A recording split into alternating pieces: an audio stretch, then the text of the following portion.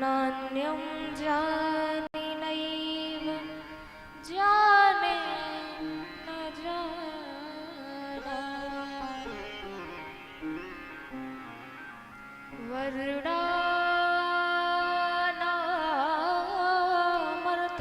वर्णानामर्थसङ्घानां रसानां छन्दसामपि मङ्गलानां च कर्तारौ वन्दे वाणिविनायकौ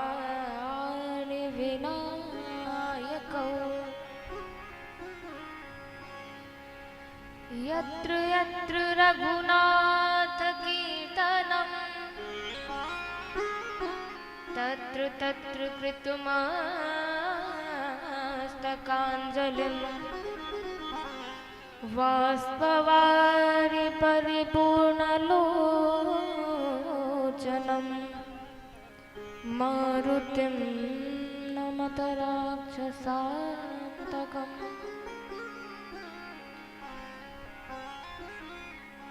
भवानी शङ्करौ वृन्दे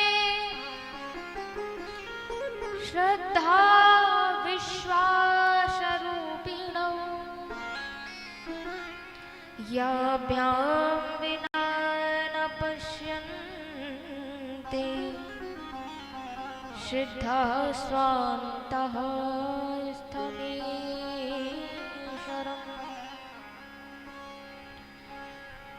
गंगा तरंगरमणीय जटा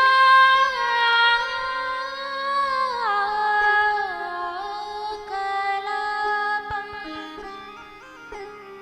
गौरी निरन्तर विभू श्रितवा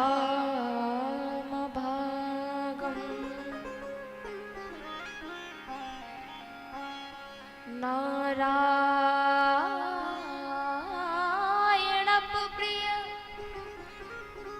अनंग मदापारम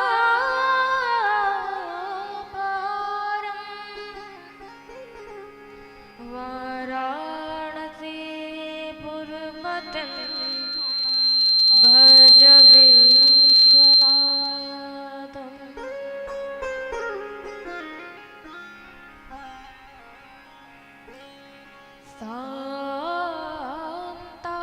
शान्ताकारं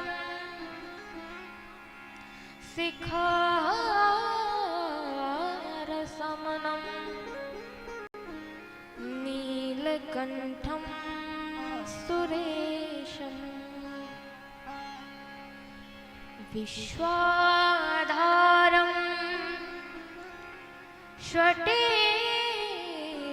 स्फटिकसदृशं शुभ्रवन्यं शुभांगम्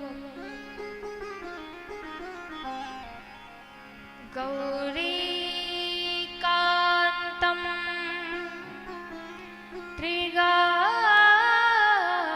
त्रिगायनयनं योगविद्यानगम्यं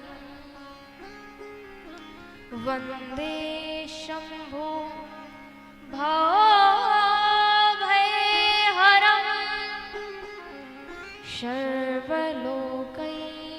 सर्वलोकैकनाथं सर्वलोकैकनाथं सर्वलोकैकनाथं। बोलिए उमापति महादेव की जय, मैया पार्वती की जय। आइए हम सभी कथा प्रारंभ करने से पूर्व अपने मन वाणी चित्त को पावन पवित्र करने के लिए भगवान के पावन पुनीत नाम का आश्रय लें, तत्पश्चात कथा में प्रवेश करें। आशुतोष शशांक शेखर चंद्रमौलि चिदंबरा कोटि कोटि प्रणाम शंभो कोटि नमन दिगंबरा। आशुतोष शशांक शेखर चंद्रमौलि चिदंबरा कोटि कोटि प्रणाम शंभो कोटि नमन दिगंबरा। निर्विकारोंकार अविनाशी तुम्ही देवादिदेव जगत सर्जक प्रलय कर्ता शिवं सत्यं सुंदरा। शिवं सत्यं सुंदरा शिवं सत्यं सुंदरा। निरंकार स्वरूप कालेश्वर महायोगीश्वरा दयानिधि दानीश्वरा जय जटाधर अभयंकरा।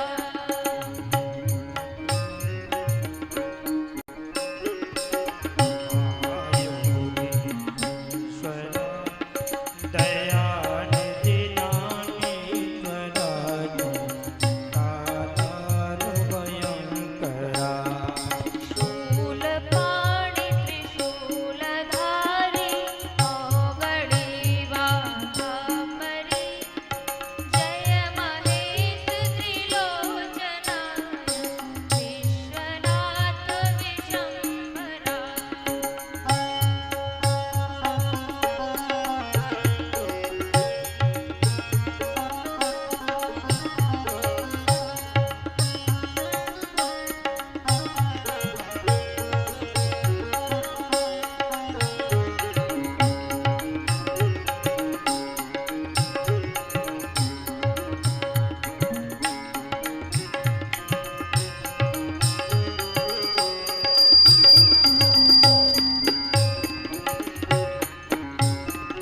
नाथ नागेश्वर हरो हर पाप ताप विशापतम् महादेव महान भोले सदा शिव शिव शंकरा।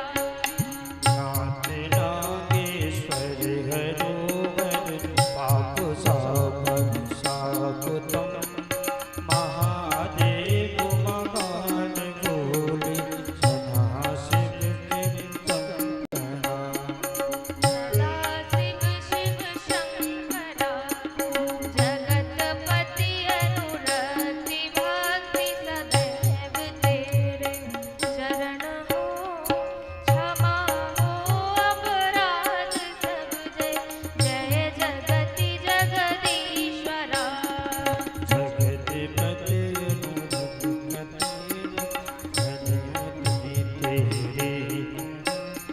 क्षमा हो अपराध सब जयति जगदीश्वरा। जन्म जीवन जगत का संताप ताप मिटे सभी ओम नमः शिवाय मन जपता रहे पंचाक्षरा। जगत जीवन जगत का संताप ताप मिटे सभी ओम नमः शिवाय मन जपता रहे पंचाक्षरा। जपता रहे पंचाक्षरा। जपता रहे पंचाक्षरा जपता रहे पंचाक्षरा जपता रहे पंचाक्षरा।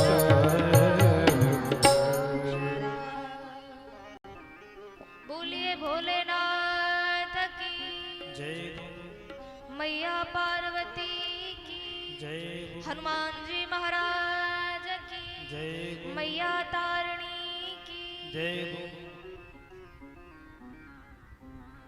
आशुतोष अवडरदानी भोलेनाथ के चरणों में कोटिशः प्रणाम। अम्बा परम्बा जगदम्बा मैया भवानी के चरणों में कोटिशः वंदन प्रणाम। कथा के रस रसिक श्रोता आंजनेय नंदन ज्ञानियों में अग्रगण्य श्री हनुमंत लाल जी महाराज के चरणों में कोटिशः वंदन प्रणाम।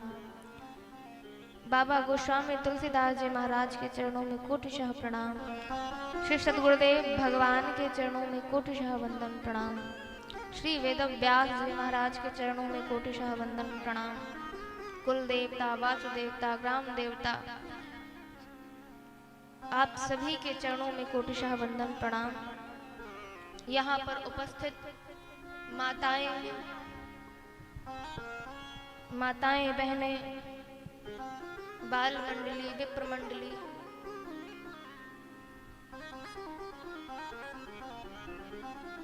संत मंडली विद्युत वरेण्य आप सभी के मन मानस में विराजमान। ये नीचे आ गया।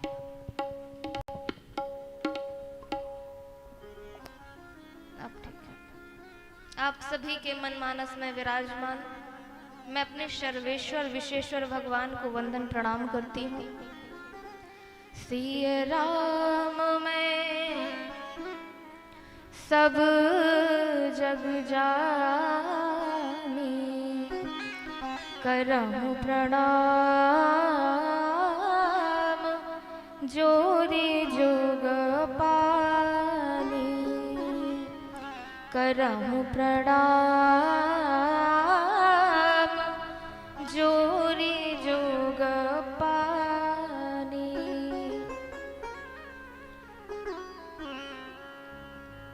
यहाँ पर इस देव ग्राम में चल रही श्री शिव महापुराण के आज इस शुभ अवसर पर आप सभी लोग बड़े ही शांति पूर्वक श्रद्धा भाव के साथ अनवरत रूप से कथा का श्रवण कर रहे हैं। बड़ी प्रसन्नता का विषय है और आज हम सप्तम दिवस की वेला में विराम दिवस की वेला में उपस्थित हुए हैं। आज कथा का विराम भी है। आप सभी लोगों से मैं आशा करती हूँ कि आप सभी लोग बड़ी शांति के साथ आज भगवान शिव जी का चरित्र श्रवण करेंगे और मैं आप सभी की कृतज्ञ हूँ। आप सभी ने बड़े श्रद्धा शांति के साथ भगवान की कथा का श्रवण किया। आप सभी ने कल श्रवण किया भगवान शिव जी के सुंदर सुंदर चरित्रों को। कैसे भोलेनाथ ने शंखचूर्ण का उद्धार किया और किस प्रकार से भोले बाबा ने अपने नंदी भक्त को, क्योंकि नंदीश्वर भोलेनाथ के परम भक्त हैं, किस प्रकार से अपना बना लिया और भस्मासुर को कैसे भोलेनाथ ने भगवान श्री हरि का आश्रय लेके मोहिनी भगवान ने भस्म कर दिया। तो भैया देखो भगवान को आप शत्रुता से भी पाओगे। रावण ने क्या किया? भगवान को शत्रु माना और वहीं हनुमान जी ने क्या माना कि मेरे स्वामी हैं। तो आप चाहे प्रेम भाव से मानो और चाहे शत्रु भाव से मानो, गति एक ही होनी है। भगवान जितना प्रेम शत्रु से करते हैं, शत्रु का भी उद्धार करते हैं और अपने भक्त का भी उद्धार करते हैं। ऐसे समझिए कि पूतना वह तो कंस की प्रेरणा से कृष्ण भगवान को मारने के उद्देश्य से आई थी कि अपने विष युक्त पयोधर को पिलाऊंगी और कृष्ण कन्हैया को क्या करूंगी? मार डालूंगी। परंतु भगवान की लीला देखिए, भगवान को उस पूतना का भाव कितना सुंदर लगा। वह पयोधर पिलाने के लिए आई और भगवान ने विचार किया कि वाह, धन्य है इसके भाव कि इसने आज मुझे माता की तरह पयोधर का पान कराया। और कन्हैया जी ने, माधव जी ने क्या किया, उसे माँ की गति प्रदान की। तो भगवान देखिए, हम जो कर्म करते हैं, हम उस कर्म का अहंकार ना करें। क्यों? क्योंकि ना जाने कौन सी धुन पर दयानिधि रीझ जाते हैं। अगर हम अपने कर्म का, अपने दान का अगर अभिमान करते हैं ना, तो भगवान एक अच्छे कार्य से रीझ जाते हैं और एक बुरे कार्य से वह आपको दूर भी कर देते हैं। तो इसलिए अपने कर्म का, अपने पुरुषार्थ का कभी अभिमान नहीं करना चाहिए। और कभी हम दान करते हैं ना, तो दान करने में भी अभिमान नहीं होना चाहिए। एक बार की बात है, एक दानचंद्र नाम का एक सेठ था।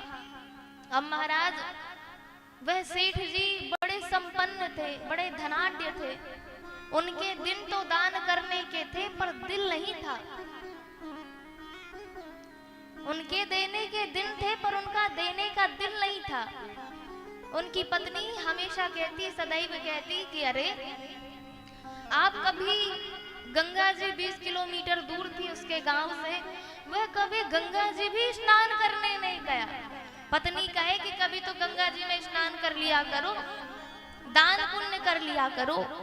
परंतु वह हमेशा अपनी पत्नी से कहता कि संसार हमारे दान के लिए बैठा है क्या? एक से एक बड़े दानी ज्ञानी बैठे हैं, तो हमें जरूरी है कि हम ही दान करें। पत्नी खूब समझाए महाराज, पर उसके समझ ना आए। एक बोलिए उमापति महादेव की। पत्नी के समझाने पर उस दानचंद्र को समझ ना आए। एक दिन की बात है, जब पत्नी रूठ गई, तो कहते हैं, दानचंद्र कहता है कि आज मैं गंगा जी स्नान करने जाऊंगा। और महाराज, गाड़ी घोड़ा होने के बाद भी वह पैदल पैदल गया। अब वह गंगा जी के पास तो गया, गंगा जी में स्नान करने का विचार ही कर रहा था, परंतु विचार में आया कि हो सकता है मैं स्नान करूं और कोई पंडित पहुंच जाए कि दान करो। तो महाराज, जहां पर मुर्दा घाट होता है, वह वहां चला गया और मुर्दा घाट में जाकर गंगा स्नान किया। अब भगवान को सूझी की वाह, धन्य है प्रभु, ऐसा कंजूस व्यक्ति, ऐसा कृपण व्यक्ति तो मैंने जीवन में कभी नहीं देखा कि बताओ ये दान ना करे। ऐसी वृत्ति से युक्त होकर वह विचार करता है कि मैं मुर्दे घाट में नहाया हूँ, तो मुर्दा घाट में नहाने गया। अब भगवान को भी कौतुक बस सूझी, वह पंडित जी बनकर वही मुर्दा घाट में विराजमान हो गए, बैठ गए और कहा, जय हो भगवान की, अच्छा यजमान मिला। अब जैसे ही दानचंद्र महाराज गंगा मैया में डुबकी लगाकर जैसे बाहर निकला, देखा पंडित जी खड़े।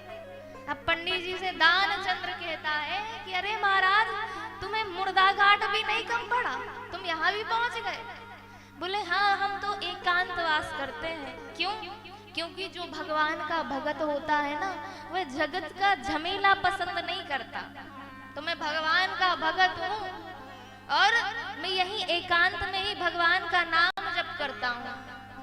तो दानचंद्र ने कहा, तो खाने पीने के लिए फिर आपको पैसा दान कहाँ मिलता होगा? बोले नहीं नहीं, आपके जैसे ही यजमान कहीं ना कहीं से भगवान भेज ही देते हैं, जैसे कि आप पहुंच गए। तो महाराज दानचंद्र ने कहा कि नहीं भाई, मैं दानवान नहीं करता, दान नहीं दूंगा। तो सेठ जी ने जैसे ही कहा, तो पंडित जी ने कहा, देखो ये तो अपने भक्तों के ऊपर होता है कि वह अपनी स्वेच्छा अनुसार थोड़ा बहुत भी, जितना उनका श्रद्धा हो, शक्ति हो, अपने श्रद्धा शक्ति के अनुसार वह दान देता है। तो आपको जितना भी मन लगे, आपके पास जितनी भी सामर्थ्यता हो, उतना दान दे दो। जरूरी नहीं है कि आप पूरे साल का हमको भोजन पानी दो। अब सेठ जी ने कहा कि एक साल की तो बात छोड़ो, एक महीने की भी बात छोड़ो, मैं तो तुम्हें एक दिन का, आधे घंटे का भी भोजन नहीं देने वाला। बोले तुम अगर दान नहीं दिए तो हम तुमको गंगा जी के बाहर नहीं निकलने देंगे, तुम दान दे के ही जाओगे, अन्यथा यहीं गंगा जी में ही स्नान करो। अब किसी प्रकार से महाराज बोले ठीक है, 1 धेला दूंगा, अर्थात 1 रुपया दूंगा, पर वह भी कैसे दूंगा, उधार दूंगा। अब दानचंद्र ने विचार किया 20 किलोमीटर मेरा गांव है, ये महात्मा कहाँ उधारी लेने आएगा। तो महाराज कहा उधार दूंगा। महात्मा जी ने कहा चलो ठीक है, 1 ढेला ही दे रहे हो, कोई बात नहीं, हम तुम्हारे घर आ जाएंगे। तो महाराज किसी प्रकार से वह पीछा छुड़ाकर घर चला गया। अब जैसे ही घर में पहुंचा, पत्नी बड़ी प्रसन्न हो गई, कहा गंगा जी में स्नान करके आ गए। हाँ देवी आ गया। अब उतने में ही द्वार का जो दरवाजा था वह खटखटाया पंडित जी ने।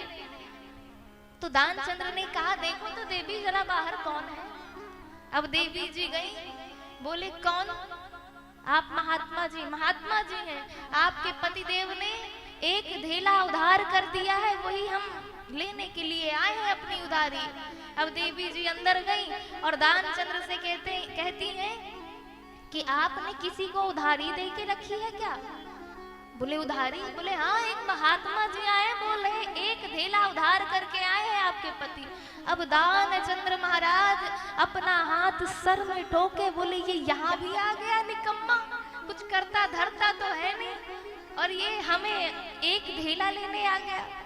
बोल दो कि बहुत बीमार है हमारे पति, अभी नहीं देंगे, बाद में आना फिर देंगे।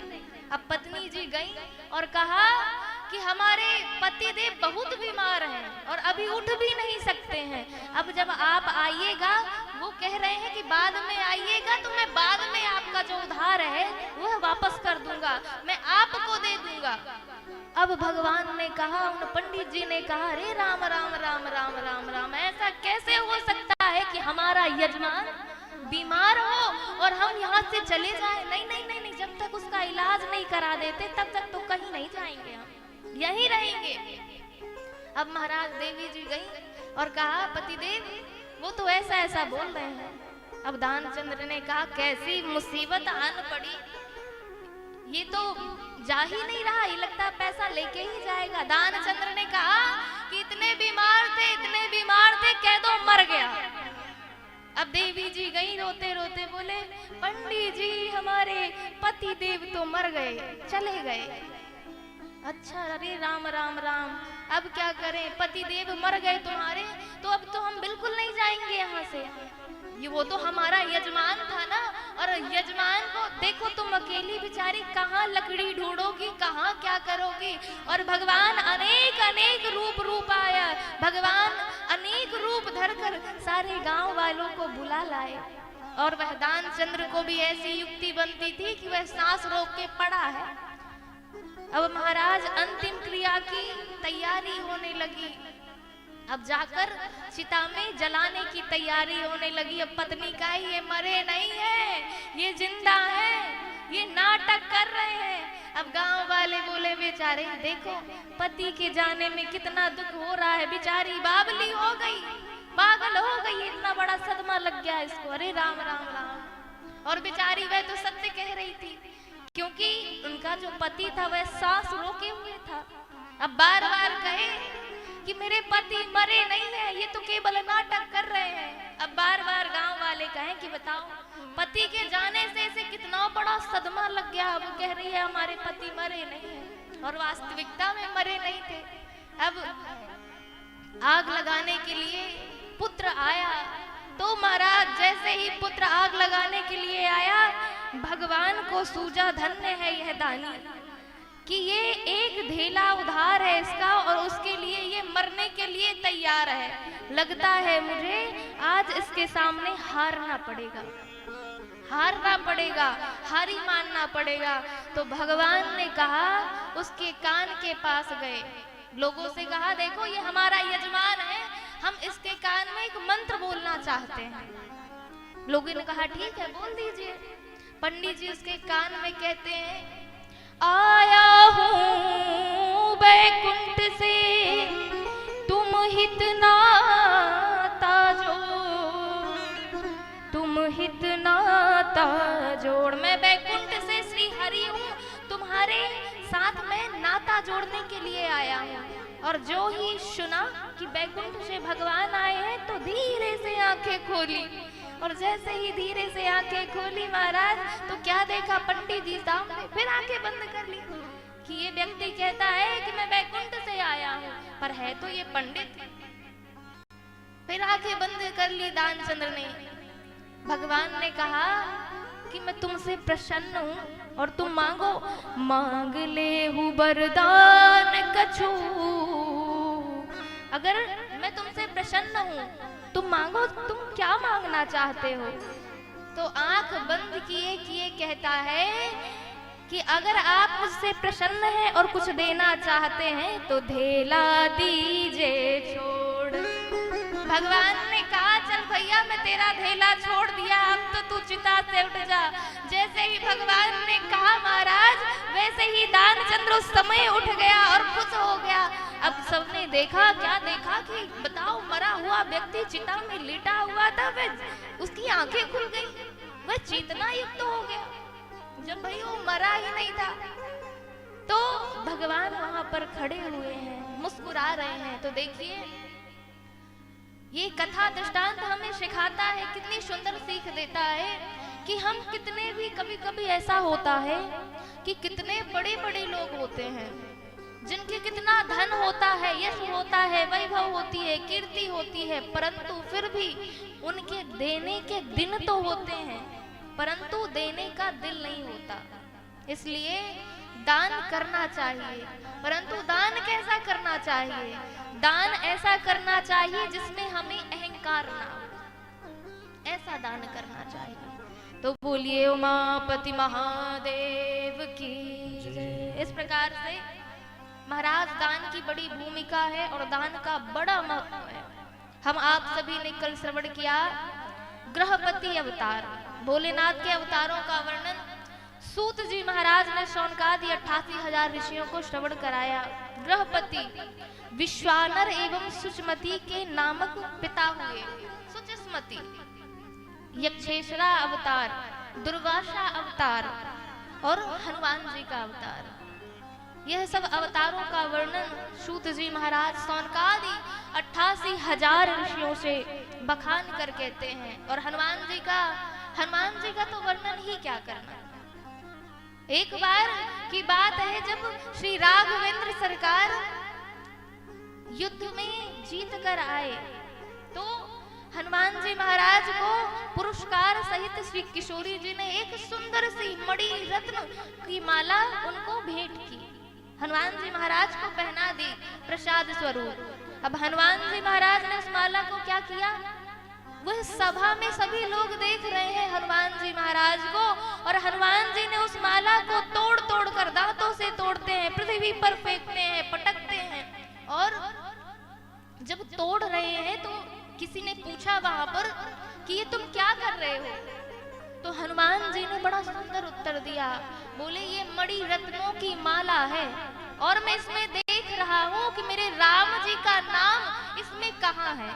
लोग इसको पाकर बौरा जाते हैं, पागल हो जाते हैं, अहंकारित हो जाते हैं, पर मैं इसमें देख रहा हूँ कि ऐसे अहंकार होने की तो इसमें कोई बात है नहीं।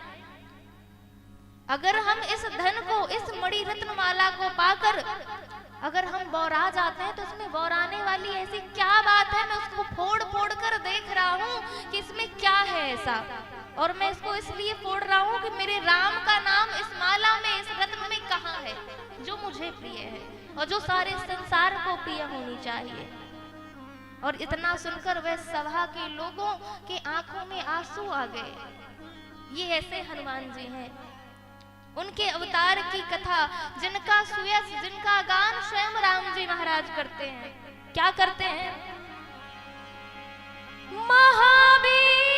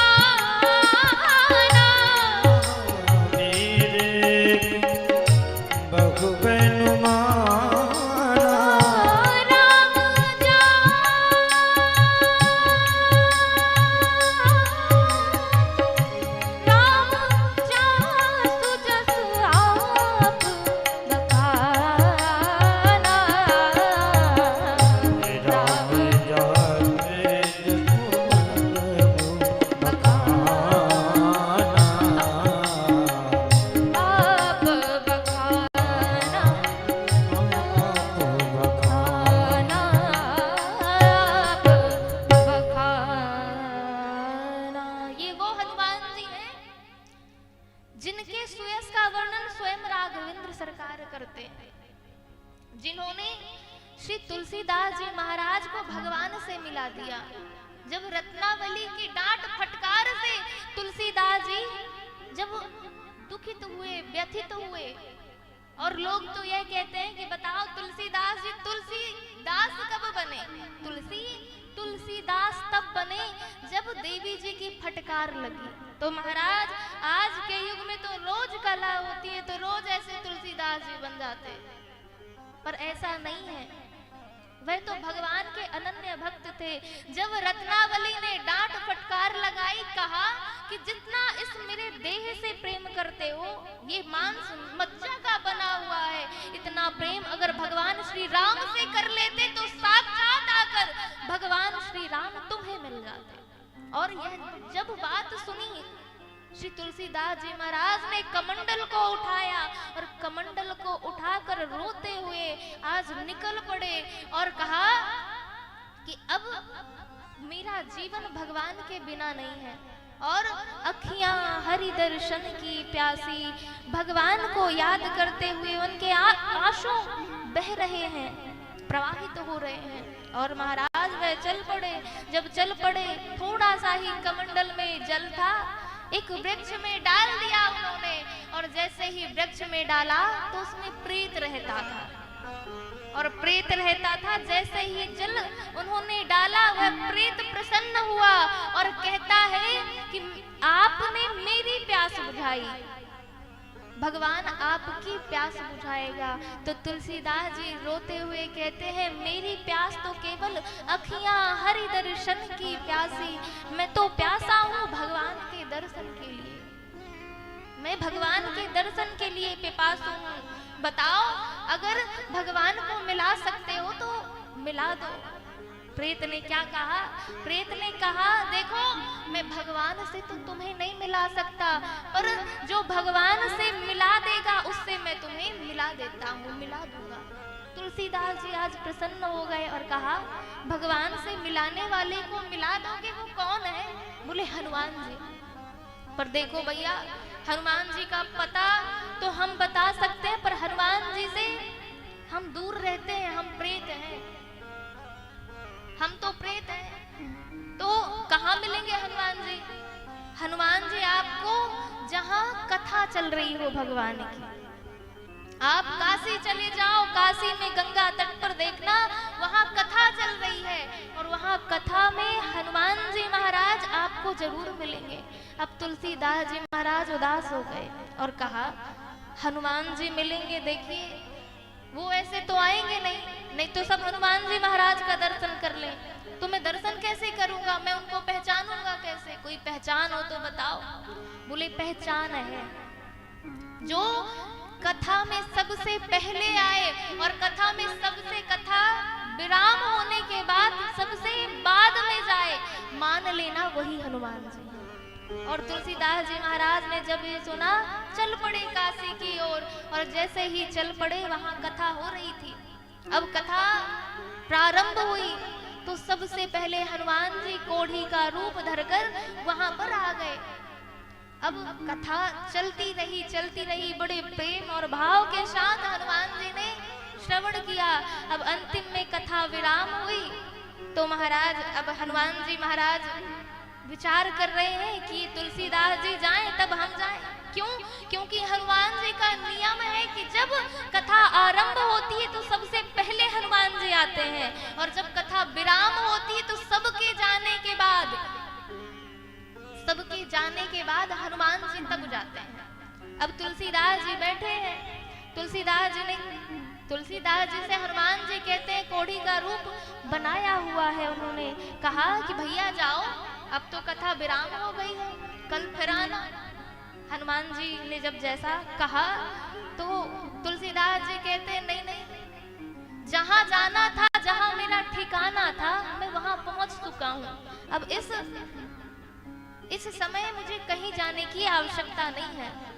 हनुमान जी ने कहा, अब तो कथा विराम हो गई है, अब तुम जहां से आए हो वहां को जाओ, अपने घर जाओ।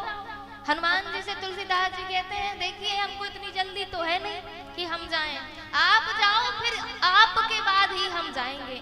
हनुमान जी ने कहा, विचार किया, अच्छा चक्कर में फंस गए, अब ये जाने का नाम ही नहीं ले रहा। हनुमान जी से तुलसीदास जी कहते हैं, प्रभु भगवत जाओ।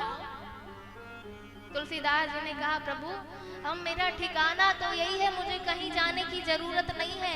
और आप जिस स्वरूप को धारण किए हुए हैं ना, आप कोढ़ी का स्वरूप धारण किए हैं, ये ऐसा स्वरूप क्यों बनाया आपने? आज जब तुलसीदास जी को बार बार हनुमान जी कहते हैं जाओ अपने घर, बैठे क्यों हो, जाओ। तुलसीदास जी आर्तनाद करते हुए हनुमान जी के चरणों में गिर पड़े और कहा, भगवान आप मेरे से अपना स्वरूप क्यों छुपा रहे? मैं जानता हूँ आप हनुमान जी हैं। और हनुमान जी महाराज जैसे ही ज्यों ही ऐसा सुना महाराज, वह अपने स्वरूप में स्वर्ण शैला बदेहम, स्वर्ण स्वरूप में, पर्वताकार रूप में, वह विशाल स्वरूप में आज हनुमान जी महाराज प्रकट हो गए। बोले, तुलसीदास जी तुमने ठीक पहचाना। तुलसीदास जी ने कहा, भगवान मुझे भगवान के दर्शन करा दो, मेरी अखियां तो हरि दर्शनों के लिए प्यासी हैं, मुझे भगवान के दर्शन करना है। और जब ही ज्यों ही हनुमान जी महाराज ने सुना तो हनुमान जी ने कहा, दर्शन करना है प्रभु के, मेरे भगवान के दर्शन करना है, तो मेरे भगवान के दर्शन करना है तो चित्रकूट जाओ, भगवान तुम्हें वहां मिलेंगे। अब तुलसीदास जी महाराज चल पड़े चित्रकूट, और चित्रकूट चल पड़े हनुमान जी भी। अब क्या हुआ कि चित्रकूट में एक बड़ा सुंदर दोहा है। अब क्या करते हैं चित्रकूट में तुलसीदास जी महाराज? चित्रकूट के घाट पर भाई संतन की भीड़, और तुलसीदास चंदन घिसे तिलक देत रघुबीर, तिलक देत रघुबीर। अब महाराज एक वृक्ष के नीचे तुलसीदास जी क्या कर रहे हैं? चंदन घिस रहे हैं। और एक सुंदर से अश्व में बैठकर श्री किशोरी जी और राघवेंद्र सरकार वहां पर उपस्थित हुए। राम जी ने देखा, एक नन्हे से स्वरूप में राघवेंद्र सरकार आए और कहा, बाबा ये तिलक लगा दो हमें। बाबा ने कहा ठीक है। बाबा ने तिलक लगा दिया और हनुमान जी ने देखा कि देखिए आशीर्वादात्मक तिलक आज बाबा लगा रहे हैं, पर तुलसीदास जी पहचान नहीं पा रहे हैं। अब राघवेंद्र सरकार तो चले गए, परंतु हनुमान जी महाराज ने विचार किया कि आज तुलसीदास जी ने पहचाना नहीं है इन्हें। अब दूसरे दिन हनुमान जी ने कहा, तुलसी बाबा आप कह रहे थे भगवान के दर्शन करने हैं, भगवान के दर्शन करने हैं, मेरी अखियां प्रभु दर्शनों के लिए प्यासी हैं, तो आपके पास ठाकुर जी आए थे पर आप पहचान नहीं पाए। और पुनः सुबह प्रातःकालीन ब्रह्म बेला में फिर हनुमान जी महाराज उस वृक्ष के ऊपर बैठ गए और तुलसीदास जी क्या करने लगे? चित्रकूट के घाट पर भाई संतन की भी, तुलसीदास चंदन घिसे तिलक देत रघुबीर। अब महाराज फिर नन्हे से बालक के रूप में अश्व में चढ़ के बड़े सुंदर आभा प्रभा को बिखेरते हुए भगवान आए और कहा, बाबा ये तिलक कर दो।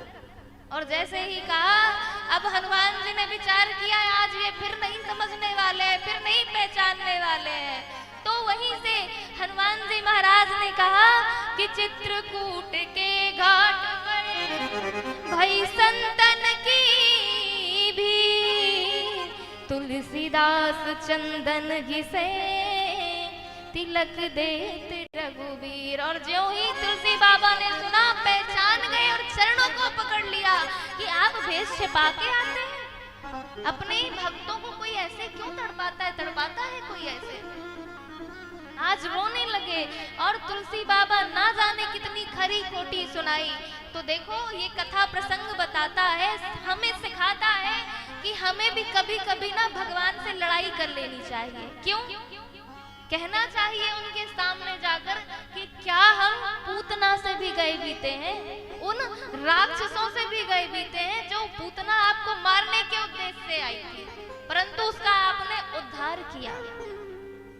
अनेक राक्षस आए आपके सामने, पर आपने सब पर कृपा किया, सब पे प्रेम दर्शाया।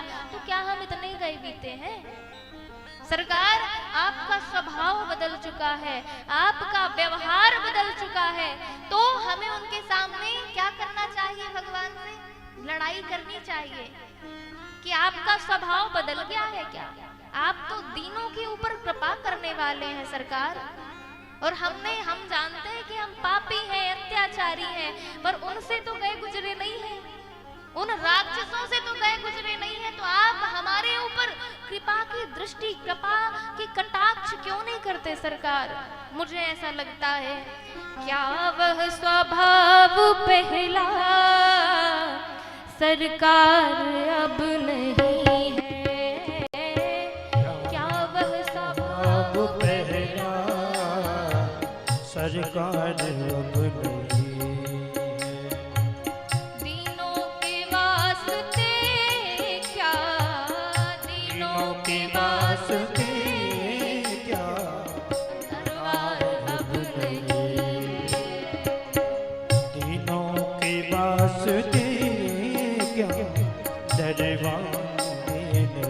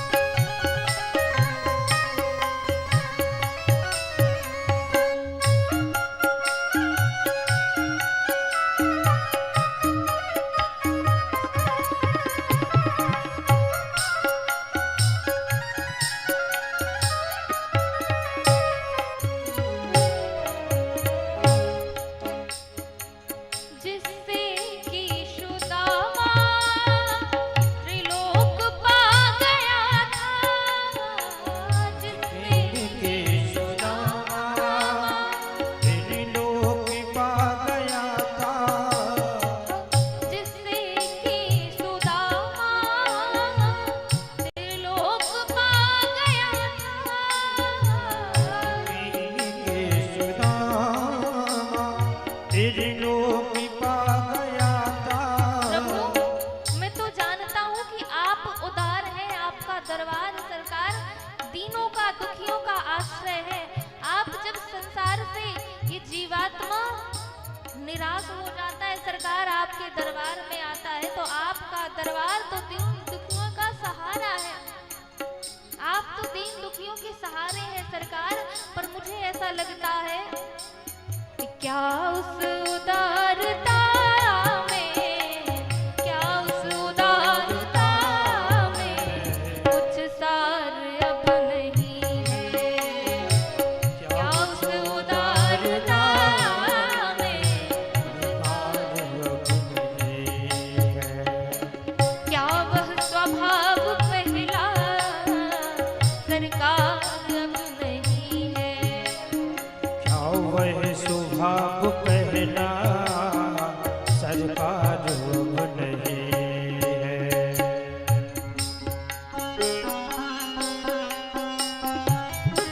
सभी लोग तालियों की सेवा करते हुए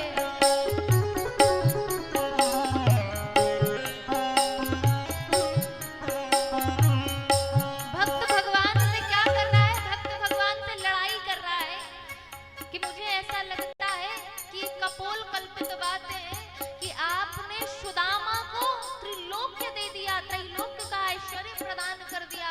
मुझे ऐसा लगता है अब उन बातों में कोई सार नहीं रह गया। क्यों?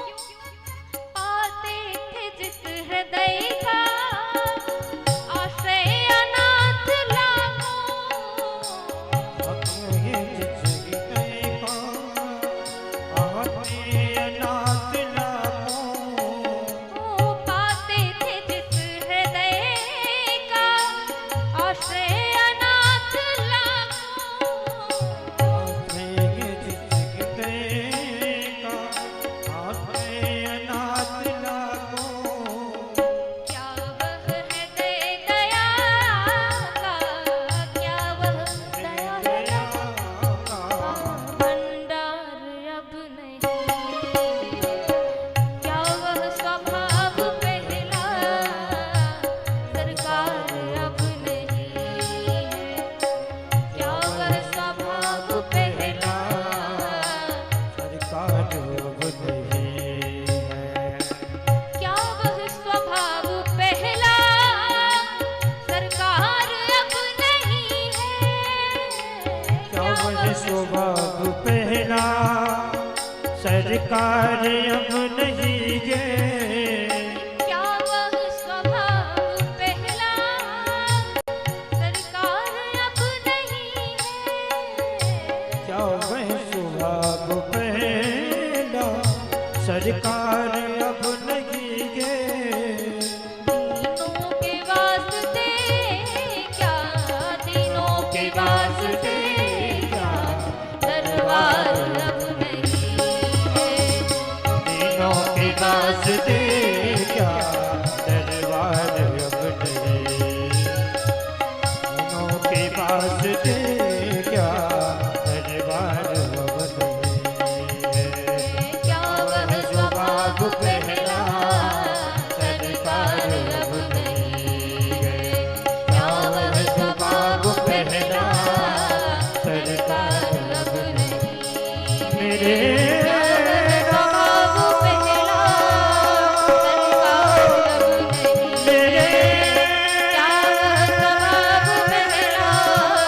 नहीं मेरे है।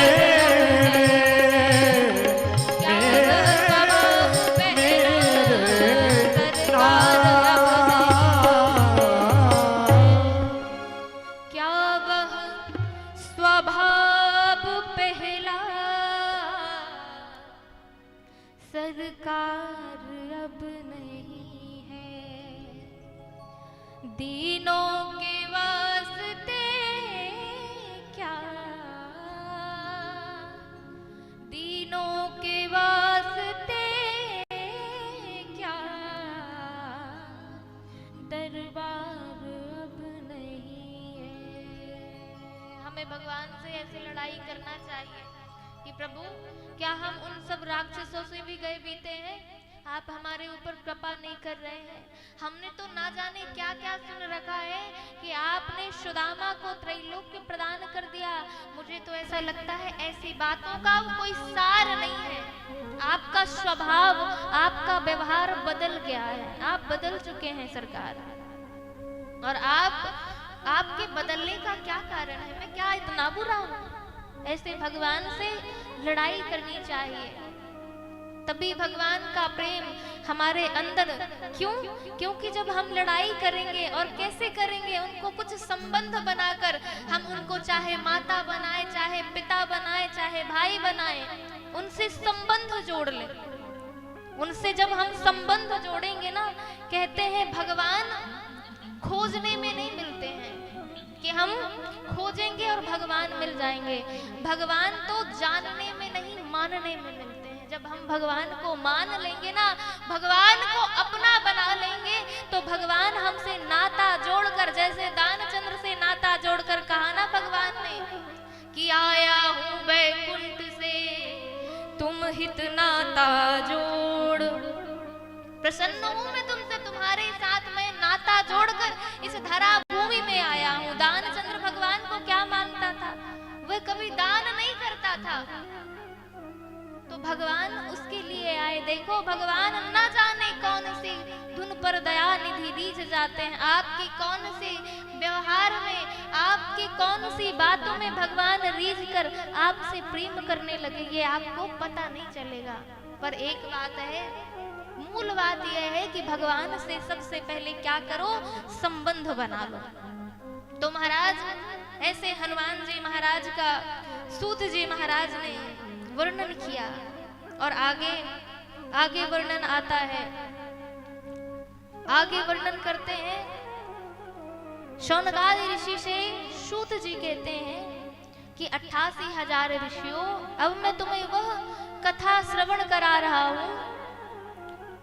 हम आप सभी कोटि रुद्र संहिता में प्रवेश कर रहे हैं। तो आइए एक बार भोलेनाथ का जोरदार करतल ध्वनियों को बजाते हुए, तालियों को बजाते हुए जोरदार तरीके से महादेव का जयकारा लगाएंगे। बोलिए उमापति महादेव की जय, महादेव की जय। तो महाराज, यहाँ पर सूत जी महाराज ने ज्योतिर्लिंग का वर्णन किया है, 12 ज्योतिर्लिंग का। महिमा पुराण की, शिव के पुराण की, महिमा पुराण की, शिव के पुराण की, बाबा विश्वनाथ की, शिव के पुराण की, बाबा बैद्यनाथ की, शिव के पुराण की, महिमा पुराण की, शिव के पुराण की, महिमा पुराण की, शिव के पुराण की, बाबा बैद्यनाथ की, शिव के पुराण की। हर हर हर महादेव, हर हर हर महादेव, हर हर हर महादेव, हर हर हर महादेव, हर हर हर हर हर हर हर हर हर हर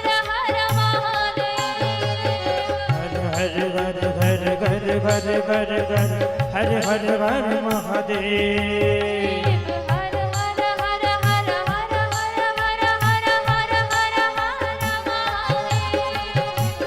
हर हर हर हर हर हर हर हर हर हर हर हर महादेव।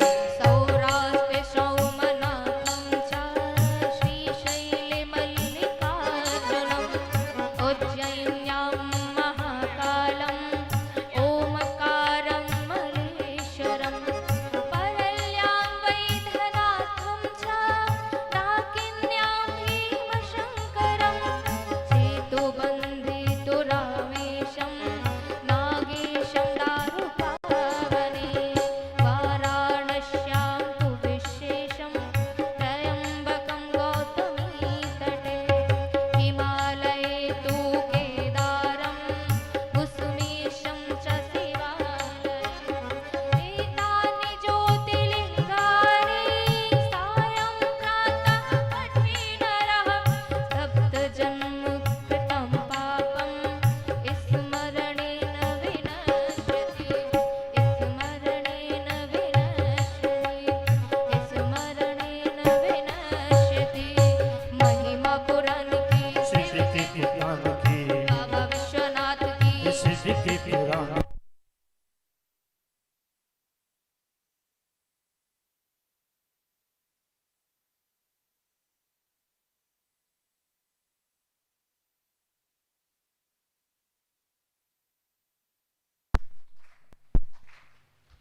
बोलिए उमापति महादेव की जय।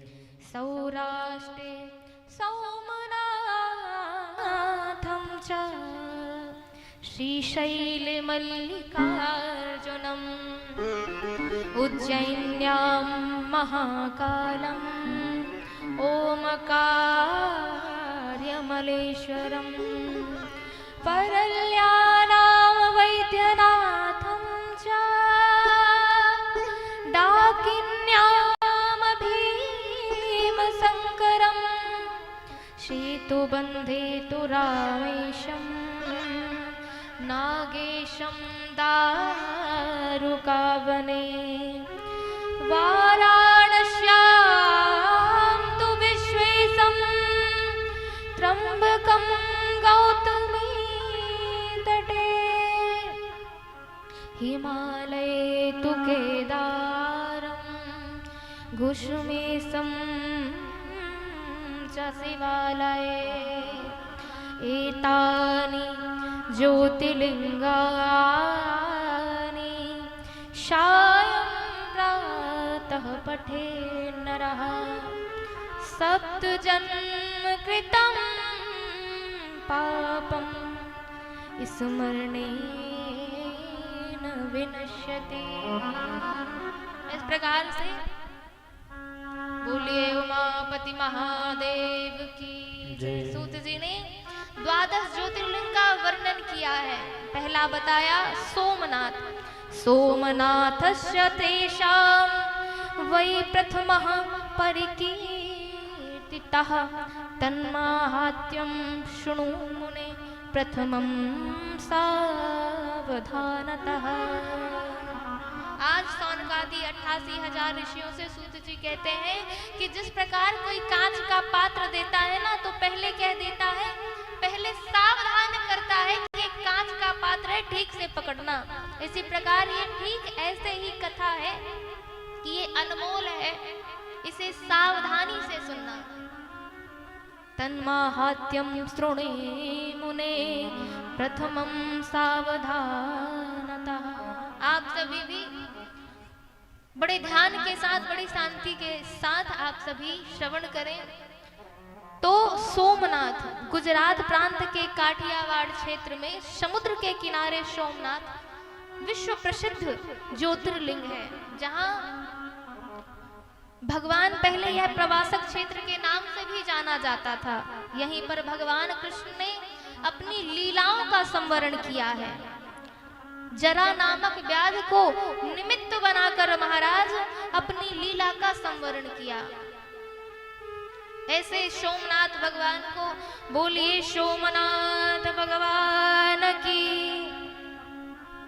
यहाँ पर कथा ऐसे आती है, बोलिए महादेव की।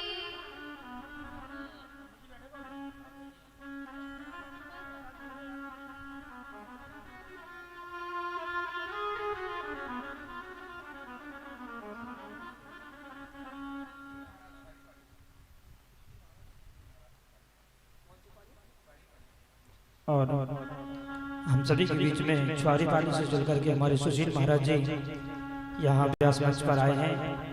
देवी जी का भी सम्मान और हम सबकी तरफ से आपके लिए बहुत बहुत साधुवाद। जय श्री कृष्ण, जय श्री राम। बोलिए उमापति महादेव की। दक्ष प्रजापति की 27 कन्याएं थी। ऐसी कथा आती है कि दक्ष प्रजापति की 27 कन्याएं थी। और चंद्रमा किनसे प्रेम करते थे? रोहिणी से प्रेम करते थे। और रोहिणी का ऐसा प्रण था कि जो मेरी बहनों से विवाह करेगा मैं उसी से विवाह करूंगी। तो महाराज चंद्रमा तप करने के लिए चले गए और वहां पर रोहिणी जी का मिलन हुआ।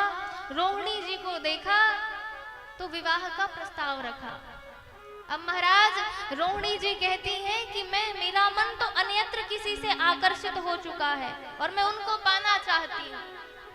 रोहिणी जी से चंद्रमा ने पूछा कि तुम किसे पाना चाहती हो, तुम्हारे मन में कौन बसा हुआ है? तो रोहिणी जी ने कहा मैं चंद्रमा से विवाह करती हूँ। और चंद्रमा सुनकर इस बात को मुस्कुराने लगे, बोले तो ठीक है देवी, मैं ही चंद्रमा हूँ। और इस प्रकार से उन्होंने रोहिणी जी से 27 कन्याओं से विवाह कर लिया। अब यद्यपि देखा जाए तो चंद्रमा रोहिणी जी से प्रेम करते थे, तो रोहिणी जी से प्रेम करते थे, जो रोहिणी जी की बहनें थीं उनसे प्रेम नहीं करते थे। अब उनकी बहनों को बुरा लगता था कि हमें चंद्रमा समय ही नहीं दे रहे हैं, ना ही हमसे प्रेम कर रहे हैं। तो महाराज अब उन्होंने क्या किया, उन कन्याओं ने जाकर अपने पिताजी से कह दिया कि हमारे जो पति देव हैं वह हमसे प्रेम नहीं करते। और जैसे ही दक्ष प्रजापति ने सुना तो चंद्रमा से कहते हैं कि देखो चंद्रमा, ये 27 कन्याएं हैं, तुम रोहिणी से प्रेम करते हो। रोहिणी से प्रेम करना ठीक है, परंतु तुम्हारी ये जो भी 27 कन्याएं हैं मेरी, वह भी तो तुम्हारी अर्धांगिनी है, वह भी तो तुम्हारी पत्नियां हैं। उन्हें भी तुम्हें समय देना पड़ेगा। और अनेक विधि से, अनेक प्रकार से चंद्रमा को समझाया दक्ष राजा ने। अब समझा तो दिया, तो चंद्रमा ने कहा कि मुझसे गलती हो गई, अपराध हो गया, अब ऐसा कार्य मैं अब नहीं करूंगा। अनेक प्रकार से समझाने पर अब चंद्रमा तो चले गए, यहाँ दक्ष प्रजापति भी विदा ले लिए। परंतु चंद्रमा के मन को यह बात ना भाई, और वह अपने व्यवहार में, अपने आचरण में जैसे वे थे वैसे ही रहे। अब महाराज जब चंद्रमा नहीं माने तो दक्ष प्रजापति को पता चला कि मेरी कन्याओं के साथ दुर्व्यवहार हो रहा है। ये जो चंद्रमा है केवल रोहिणी से प्रेम कर रहा है, और अनेक जो मेरी बेटियां हैं, 27 बेटियां हैं, उनसे प्रेम नहीं करता। तो क्रोध में आकर दक्ष प्रजापति ने श्राप दे दिया कि जाओ, तुम्हें जिस रूप का, जिस अपने स्वरूप का अहंकार है, तुम्हारा जो स्वरूप है क्षय हो जाए। तुम्हारा जिस शक्ति से, जिस सामर्थ्यता से तुम महाराज, जिस शक्ति सामर्थ्यता से तुम अहंकारित हो ना, वो तुम्हारी शक्ति सामर्थ्यता ही नष्ट हो जाए, समाप्त हो जाए। और ऐसा जब श्राप दे दिया तो आज चंद्रमा दुखित हो गए और भगवान भोलेनाथ के पास पहुंच गए कि सरकार, आज मैं बर्बाद हो गया, आज मैं शक्तिहीन हो गया। और जब सभी देवताओं ने सुना कि आज चंद्रमा शक्तिहीन हो गए, इन्हें श्राप मिल चुका है, तो देवताओं ने भी उनको निष्कासित कर दिया, भगा दिया कि जाओ। और देखो ये कथा प्रसंग हमें बड़ा सुंदर सीख देता है कि जब तक आपके पास आपकी शक्ति है, सामर्थ्यता है, आपके पास धन वैभव है, सुख है, तो लोग आपको घेरे रहेंगे, लोग आपके पास रहेंगे। परंतु जब धन वैभव कीर्ति से आप दूर हो जाओगे, समाप्त हो जाएगी ना आपका धन समाप्त हुआ कि आपको लोग भगा देंगे, आपसे प्रेम नहीं करेंगे।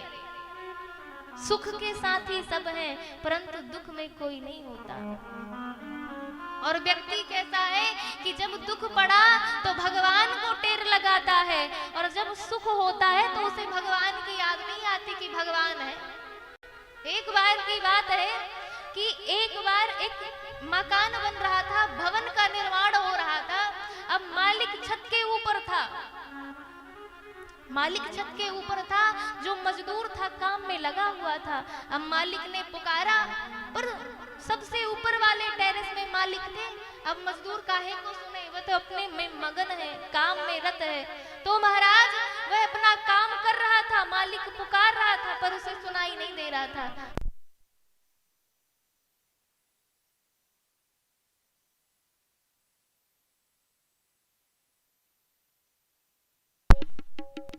बोलिए उमापति महादेव की। तो मालिक तो पुकार रहा था, पर क्या हुआ, अब सुनाई ना दे उस मजदूर को। तो मालिक ने क्या किया कि रुपया फेंका, रुपया फेंका तो उस मजदूर ने नहीं देखा, उसने चुपचाप उठा लिया और अपने जेब में रख लिया। थोड़ी सी बड़ी नोट फेंकी कि अब देखेगा, अब सुनेगा। जब बड़ी नोट फेंकी तो उसने वो नोट को उठाया और चुपचाप जेब में रख लिया।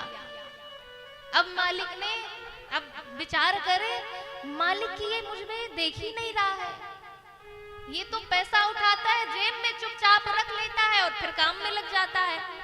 अब फिर उससे भी बड़ी नोक फेंटी, अब वो काहे को देखे महाराज, वो तो चुपचाप नीचे से उठाए, काहे को ऊपर देखे। अब मालिक बेचारा परेशान, मालिक को क्रोध आया, उठाया ईंट और फेंक के मार दी। और जब ईंट उठाकर फेंक कर मारी तो कहता है अरे राम राम राम, ये ईंट मुझे किसने मार दी। और जब ईंट मारी तो वो जो मजदूर था ऊपर देखा, ऊपर देखने लगता है कि किसने मारी। तो कहने का भाव यह है, देखिए ये कथा प्रसंग तो छोटा है, पर देखिए हम मजदूर हैं, भगवान हमें थोड़े थोड़े करके पैसों के रूप में क्या देते हैं, सुख देते हैं। परंतु सुख देते हैं हम जिसे, जो हमें सुख दे रहा है, सुख देने वाले की तरफ नहीं देखते। हम चुपचाप जेब में, जैसे वह मजदूर पैसा रख लेता था, जिसने पैसा को फेंका है उसकी तरफ नहीं देखता वो। ठीक है, ऐसे ही जिसने हमको सुख दिया, हम सुख देने वाले की ओर नहीं देखते।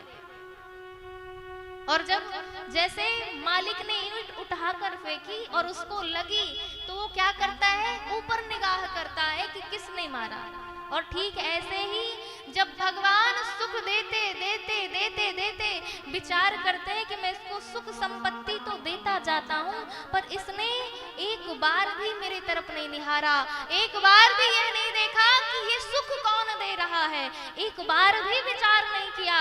तो भगवान फिर उसके जीवन में क्या करते हैं, दुख डालते हैं। और जब दुख देते हैं तब वह जीव, तब वह मनुष्य भगवान की ओर देखता है कि भगवान मैं तो इतने अच्छे कर्म करता हूँ, मैं तो इतना अच्छा हूँ, पर मेरे साथ ही बुरा क्यों। तब उसे बुरा भला याद आता है। तो भाई देखो, दुख हमारे जीवन में इसलिए आते हैं कि सुख को पाकर, सुख में जब हम आते हैं ना, सुख मिल जाता है तो हम भगवान को भूल जाते हैं। इसीलिए भगवान हमको दुख देते हैं। तब हम भगवान को क्यों, क्योंकि भगवान को इंसान जब दुखी होता है तभी भगवान को याद करता है, इसलिए हमारे जीवन में दुख आते हैं। तो बोलिए उमापति महादेव की जय। इसलिए कहा गया है कि जो सुख में सुमिरन करे तो दुख काहे को होए। जो इंसान सुख में सुमिरन करता है ना, तो उसे फिर दुख नहीं होता। इसलिए भगवान को देखो, भगत तो वह है जो सुख में भी याद करे और दुख में भी याद करे। अब संसार का मनुष्य क्या करता है, संसार का मनुष्य विचार करता है अभी तो मेरी जवानी है, अभी रुपया मकान दुकान देखना बाकी है, मैं नहीं देखूंगा तो कौन देखेगा, मैं नहीं देखूंगा तो कौन देखेगा। परंतु यह विचार नहीं करता। एक बार एक महात्मा जी समुद्र के किनारे गए और समुद्र में लहरें हिलोर ले रही थी। तो देखा महात्मा जी स्नान करके चले आए, पर देख रहे हैं उन्होंने एक बार स्नान किया, एक व्यक्ति समुद्र के किनारे खड़ा था, और फिर जब वापस आए पुनः स्नान करने के लिए आए तो वह व्यक्ति खड़ा था वहीं पर। महाराज जी ने पूछा कि भैया तू खड़ा क्यों है, तो वह व्यक्ति कहता है कि ये जब लहरें शांत हो जाएंगी तब मैं स्नान करूंगा। महात्मा जी ने कहा कि अगर तू यह विचार कर रहा है कि यह लहरें शांत हो जाएंगी तो बेटा तेरा शरीर, तेरी सांसें शांत हो जाएंगी, पर ये लहरें समाप्त होने वाली नहीं है। तो तुझे इन लहरों में ही, इन लहरों का सामना करते हुए तुझे स्नान करना पड़ेगा। बाकी अगर तू सोच रहा है ना कि ये लहरें शांत हो जाएंगी, तो ये लहरें शांत होने वाली नहीं है। इसीलिए हमारा जीवन भी, हमारे जीवन में आपत्ति विपत्ति आती है तो हम विचार करते हैं हमारा जो समय है अनुकूल हो जाए। हम हर समय में अपनी अनुकूलता ढूंढते हैं, और जब समय अनुकूल आएगा तब हम भजन करेंगे। तो भैया अगर ऐसा विचार कर रहे हो कि जब हमारा समय अच्छा आएगा, समय अच्छा कभी किसी का नहीं आता, समय को अच्छा बनाना पड़ता है। कैसे? कर्म द्वारा, धर्म द्वारा और अपने विचार द्वारा, तब समय अच्छा आता है। तो देखो, मैं तो हमेशा कहती हूँ कि देखो ये जो हम कर्म करते हैं ना, लोग कभी कभी ऐसा होता है कि हमें बद्दुआ देते हैं, तो कर्म ऐसा करो कि लोग आपको बद्दुआ दें तो वो आपको बद्दुआ ना लगे, वो आपके दुआ के रूप में लगे, ऐसा कर्म करना चाहिए। तो चंद्रमा जब शक्तिहीन हो गए तो महाराज देखो उनकी पत्नी जी थी जो रोहिणी, जो पत्नी रोहिणी थी, सभी पत्नियों ने तो साथ छोड़ दिया, परंतु आज रोहिणी कहती है कि आप परेशान ना हो, आप भयभीत ना हो, आपको जो भी श्राप मिला है, देखिए महादेव तो देवों के देव महादेव हैं, आप ऐसा करिए कि महादेव की शरण में चलिए। और पत्नी, हमारे जीवन में देखा जाता है कि पति पत्नी का स्वभाव व्यवहार कैसा होना चाहिए, पति कौन और पत्नी कौन, पत्नी का धर्म क्या है और पति का धर्म क्या है।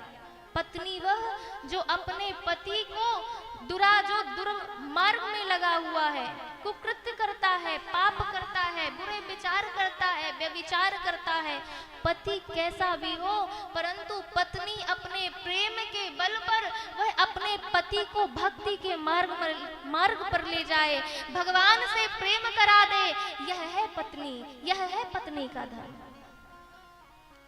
तो बोलिए उमापति महादेव की जय। और रोहिणी ने भी महाराज क्या किया, अपने पति को भगवान के पास ले गई और भगवान ब्रह्मा जी के पास लेकर गई। ब्रह्मा जी ने कहा कि अगर तुम इस श्राप से मुक्ति पाना चाहते हो तो देखो हर एक भावी को मिटने वाले, हर एक विधि को मिटने वाले भगवान शिव हैं, तो तुम भगवान शिव की शरण में जाओ, भगवान शिव की आराधना करो। जब तुम भगवान शिव की आराधना करोगे ना तो तुम्हारी विपत्ति को, तुम्हारी आपत्ति को भी समाप्त कर देने वाले हैं कौन, महादेव। तो महादेव की शरण जाओ। दोनों पति पत्नी महादेव की शरण गए और महाराज चंद्रमा ने ऐसी तपस्या की है, इतनी घनघोर तपस्या की है कि आज महादेव जी प्रसन्न हो गए। और महादेव जी प्रसन्न हुए तो कहा, चंद्रमा देखो तुमने अहंकारवश, तुम अपनी सुंदरता के अहंकारवश तुमने ये कार्य कर दिया, परंतु तुम्हारी जैसी जो इतनी कठिन तपस्या तुमने की है वैसा किसी ने नहीं किया। मैं तुमसे प्रसन्न हूँ, मांगो क्या मांगना चाहते हो। तो चंद्रमा ने सारा वृत्तांत बता दिया कि दक्ष प्रजापति का मुझे श्राप लगा हुआ है और हे महादेव आप मुझ पर कृपा करिए, मुझ पे कृपा अनुग्रह कीजिए, मुझ पे कृपा कटाक्ष की नजर देखिए सरकार, और मुझे इस श्राप से मुक्ति दीजिए। अब भोलेनाथ ने कहा, देखो दामाद और ससुर का मामला है, जैसे तुम दामाद हो वैसे भी मैं दामाद हूं, इसीलिए दक्ष प्रजापति से लड़ाई मोल लेना मुझे ऐसा लगता है ये ठीक बात नहीं है। तो तुम्हें 15 दिन श्राप लगेगा और 15 दिन मेरा आशीर्वाद रहेगा। इसीलिए चंद्रमा बढ़ता घटता है और महादेव ने उसे आशीर्वाद देकर पाप से मुक्ति दिला दी। ऐसे है भोलेनाथ। इसीलिए भोलेनाथ की, जैसे चंद्रमा भोलेनाथ की शरण में गया, ठीक वैसे ही हमें भी भोलेनाथ की शरण में जाना चाहिए। तो क्या करना चाहिए? भोलेनाथ कहते हैं, कैलाश के निवास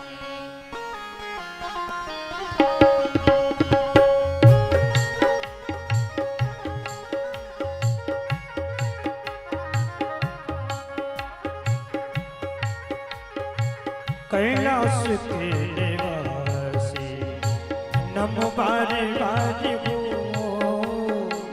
कैलाश के निवासी नमो बारे बारे हो,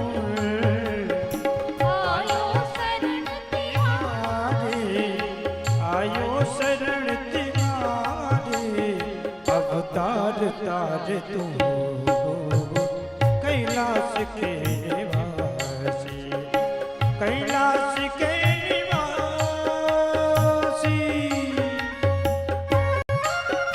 सभी लोग तालियों की सेवा करते हो।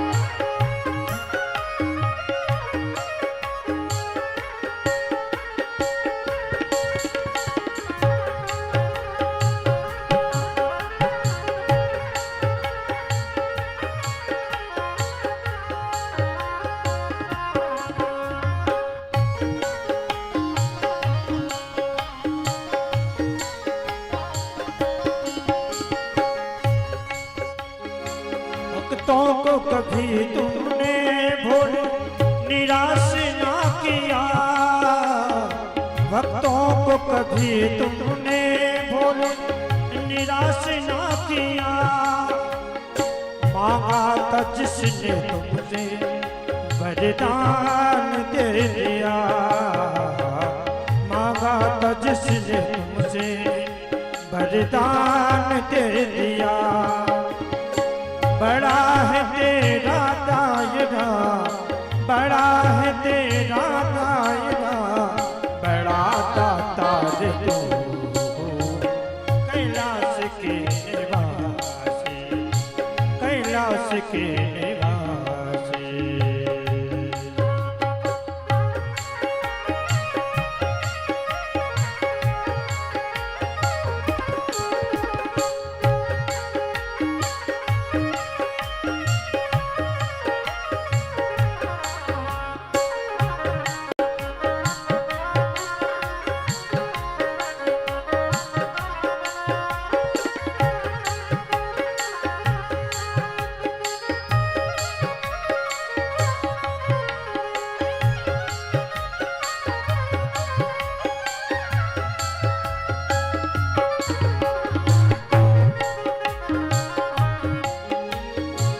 बखान क्या करूं मैं तेरी राखों के ढेर का, बखान क्या करूं मैं तेरी राखों के ढेर का। जब भी बबूत में है खजाना कुबेर का, लिपटी बबूत में है खजाना कुबेर का। गंगीधार मुक्ति बगार, हे गंगीधार मुक्ति बगार, ओ मुकार गो कैलाश के निवासी, कैलाश के निवासी। नमो पार बार गो आयो चरण तिगारे, आयो चरण तिगारे, अब तार तार तुम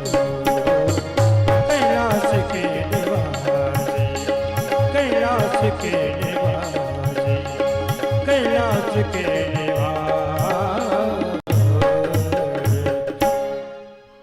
बोलिए उमापति महादेव की जय। इस प्रकार से भोलेनाथ ने चंद्रमा के ऊपर अपनी कृपा की और महाराज मल्लिकार्जुन ये ज्योतिर्लिंग जब कार्तिक जी और गणेश जी के मध्य विरोध उत्पन्न हुआ तो महाराज वह आपस में लड़ने लगे। विरोधाभास हो गया कि पहले मैं विवाह करूंगा, कार्तिक जी कहे नहीं नहीं पहले मैं विवाह करूंगा, और आपस में यूं लड़ाई होने लगी। अब महाराज आप लोगों ने श्रवण किया है कि किस प्रकार से विरोध हुआ और परिक्रमा पृथ्वी की 7 परिक्रमाएं लगाई कार्तिक जी ने, और तब तक में गणेश जी का विवाह हो गया। विवाह हुआ, विवाह रिद्धि सिद्धि से हुआ, उनके पुत्र हुए शुभ और लाभ।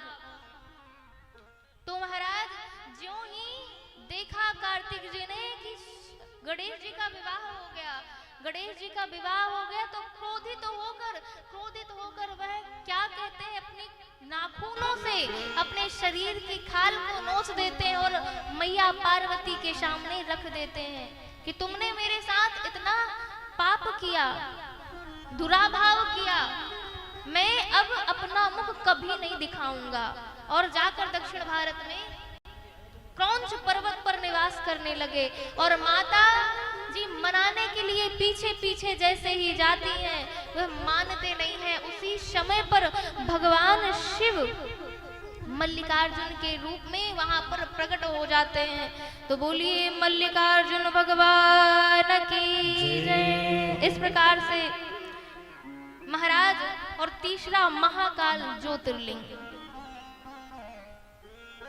उज्जैन्याम अभूद राजा चंद्रसेना हृयो महान् सर्वशास्त्र तत्त्वज्ञः शिव भक्तो जितेन्द्रियः शिव भक्तो जितेन्द्रियः।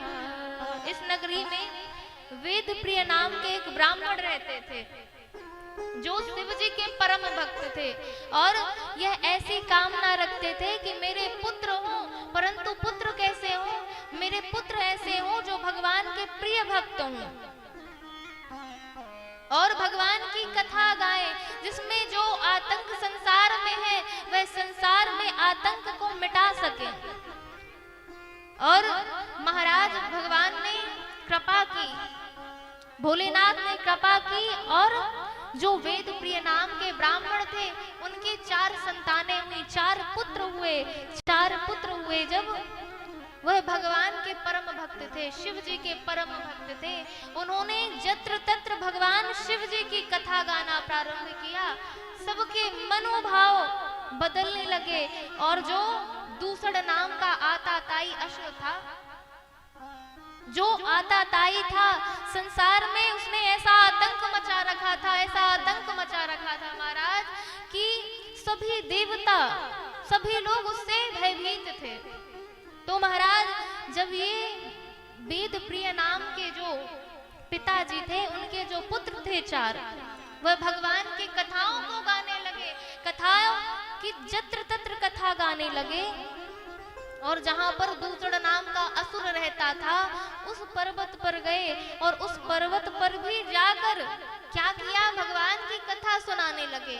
अब दूसरा ने विचार किया कि ये कथा श्रवण कराने के लिए, कथा गाने के लिए पर्वत भी नहीं छोड़ रहे हैं। और किया क्या, मारने के लिए वह दूसरा जैसे ही दौड़ा, भगवान पार्थिव लिंग ही बना रहे थे, पार्थिव शिवलिंग मिट्टी का, उसी मिट्टी के शिवलिंग से भगवान शिव विशाल रूप में प्रकट हो गए और हुंकार भरी और वह दूसरा नाम का दैत्य समाप्त हो गया। और भगवान भोलेनाथ ने कहा, मांगो, तुम क्या मांगना चाहते हो। तब उन ब्राह्मणों ने प्रार्थना की कि आप इसी रूप में, इसी समय आप यहाँ पर इसी रूप में विराजमान हो जाइए। और तब से बाबा उज्जैन की नगरी में आज विराजमान है। तो बोलिए महाकाल भगवान की जय। इस प्रकार से महाकाल ज्योतिर्लिंग का वर्णन सूत जी महाराज ने 88,000 शौनकादि ऋषियों को श्रवण कराया है। अब ओमकारेश्वर और अमलेश्वर वर्णन सूत जी महाराज शौनकादि 88,000 ऋषियों को श्रवण कराते हैं। उज्जैन से 120 या 200 किलोमीटर की दूरी में लगभग खंडवा क्षेत्र है। खंडवा क्षेत्र के अंतर्गत नर्मदा जी के तट पर नर्मदा और कावेरी का संगम है।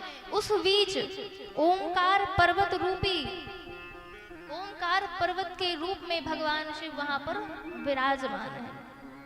और वहीं कुछ ही दूरी पर अमलेश्वर महादेव, अमलेश्वर शिवलिंग भी विराजमान है। महाराज राजा मानधाता की तपस्या से प्रसन्न होकर आए थे। एक बार की बात है, राजा की तपस्या से प्रसन्न होकर इस पर्वत में भोलेनाथ विराजमान है। एक बार की बात कि नारद जी महाराज ने, जो राजा थे, नारद जी गए और विंध्य राजा को बड़ा अहंकार था कि मैं विंध्य राजा हूं। तो नारद जी गए और नारद जी ने हिमालय और मेरू की सुंदर बड़ाई की। नारद जी ने जब बड़ाई किया तो विंध्य राजा को बड़ा दुख लगा, उनको बड़ा बुरा लगा कि मेरा कोई अस्तित्व नहीं है क्या। नारद जी से पूछा विंध्य राजा ने, आप मेरू पर्वत की बड़ाई कर रहे हैं, आप सभी पर्वतों की बड़ाई कर रहे हैं, पर क्या मेरा कोई अस्तित्व नहीं है, क्या मेरा कोई स्थान नहीं है, क्या मेरा अस्तित्व नहीं है। तब नारद जी ने कहा कि आपका अस्तित्व है, आपका स्थान है, परंतु मेरू पर्वत से आपसे बड़ा है और उसका सर्वश्रेष्ठ स्थान है। अगर आप चाहते हैं कि आप भी सर्वश्रेष्ठ हो और आप भी अच्छे स्थान पर हो, तो आप महादेव की तपस्या करिए, महादेव का भजन करिए और महादेव ही आपके ऊपर आकर विराजमान होंगे। होगा, आपकी महानता होगी। और बिंध्य राजा तपस्या करने लगे, बिंध्य राजा तपस्या करने लगे। भोलेनाथ प्रसन्न हुए और कहा, मांगो, तुम क्या मांगना चाहते हो? बिंध्य राजा ने कहा कि हे प्रभु, मैं चाहता हूँ कि जो मेरा नाम हो प्रथम हो, मेरा जो स्थान हो सर्वश्रेष्ठ हो, और महादेव स्वयं महादेव निराकार रूप में ओम प्रणव के रूप में वहां प्रकट हो गए, और ऋषियों की कामना अमलेश्वर भगवान के रूप में प्रकट होकर वहां पर विराजमान हो गए। तो इस प्रकार से अमलेश्वर भगवान की जय। अब आगे सूत जी ने वर्णन किया वैद्यनाथ, वैद्यनाथ परल्यां वैद्यनाथं च, वैद्यनाथ ज्योतिर्लिंग का वर्णन किया है। कहा कि खंडवा के स्थान को वैद्यनाथ स्थान मानते हैं। बड़ा सुंदर वर्णन करते हैं। क्या कहते हैं कि रावण को पता था कि मैं भगवान राम के हाथ से मारा जाऊंगा, पराजित हो जाऊंगा। उस समय रावण ने विचार किया कि अगर भोलेनाथ लंका आ जाए तो मैं कभी पराजित नहीं हो सकता। यह विचार किया और भोलेनाथ के पास कैलाश गया तो बोले, बाबा मैं आपको लंका ले जाना चाहता हूँ। और जब यह विचार रखा, भोलेनाथ ने कहा, नहीं नहीं, हम कहीं नहीं जाएंगे। बोले, नहीं नहीं बाबा, आपको चलना पड़ेगा। बाबा ने कहा, नहीं, हमें नहीं जाना है लंका। अब रावण ने इतने सारे स्तोत्र रचना कर करके बाबा को रिझाने के लिए गाने लगा कि बाबा आपने तो सबके काजों को संवारा है, और बाबा मैं आपको लंका ले जाना चाहता हूँ। तो आज रावण कहता है, काज सुधारे भोले भक्तन के रखवारे, हो रखवाले, हो बम बम भोले शंकर, गले में नाग पहनकर, कि डम डम डमरू बाजे, गले में नाग पहनकर, कि डम डम डमरू बाजे, गले में नाग विराजे, हो डम डम डमरू बाजे, गले में नाग विराजे। काज सुधारे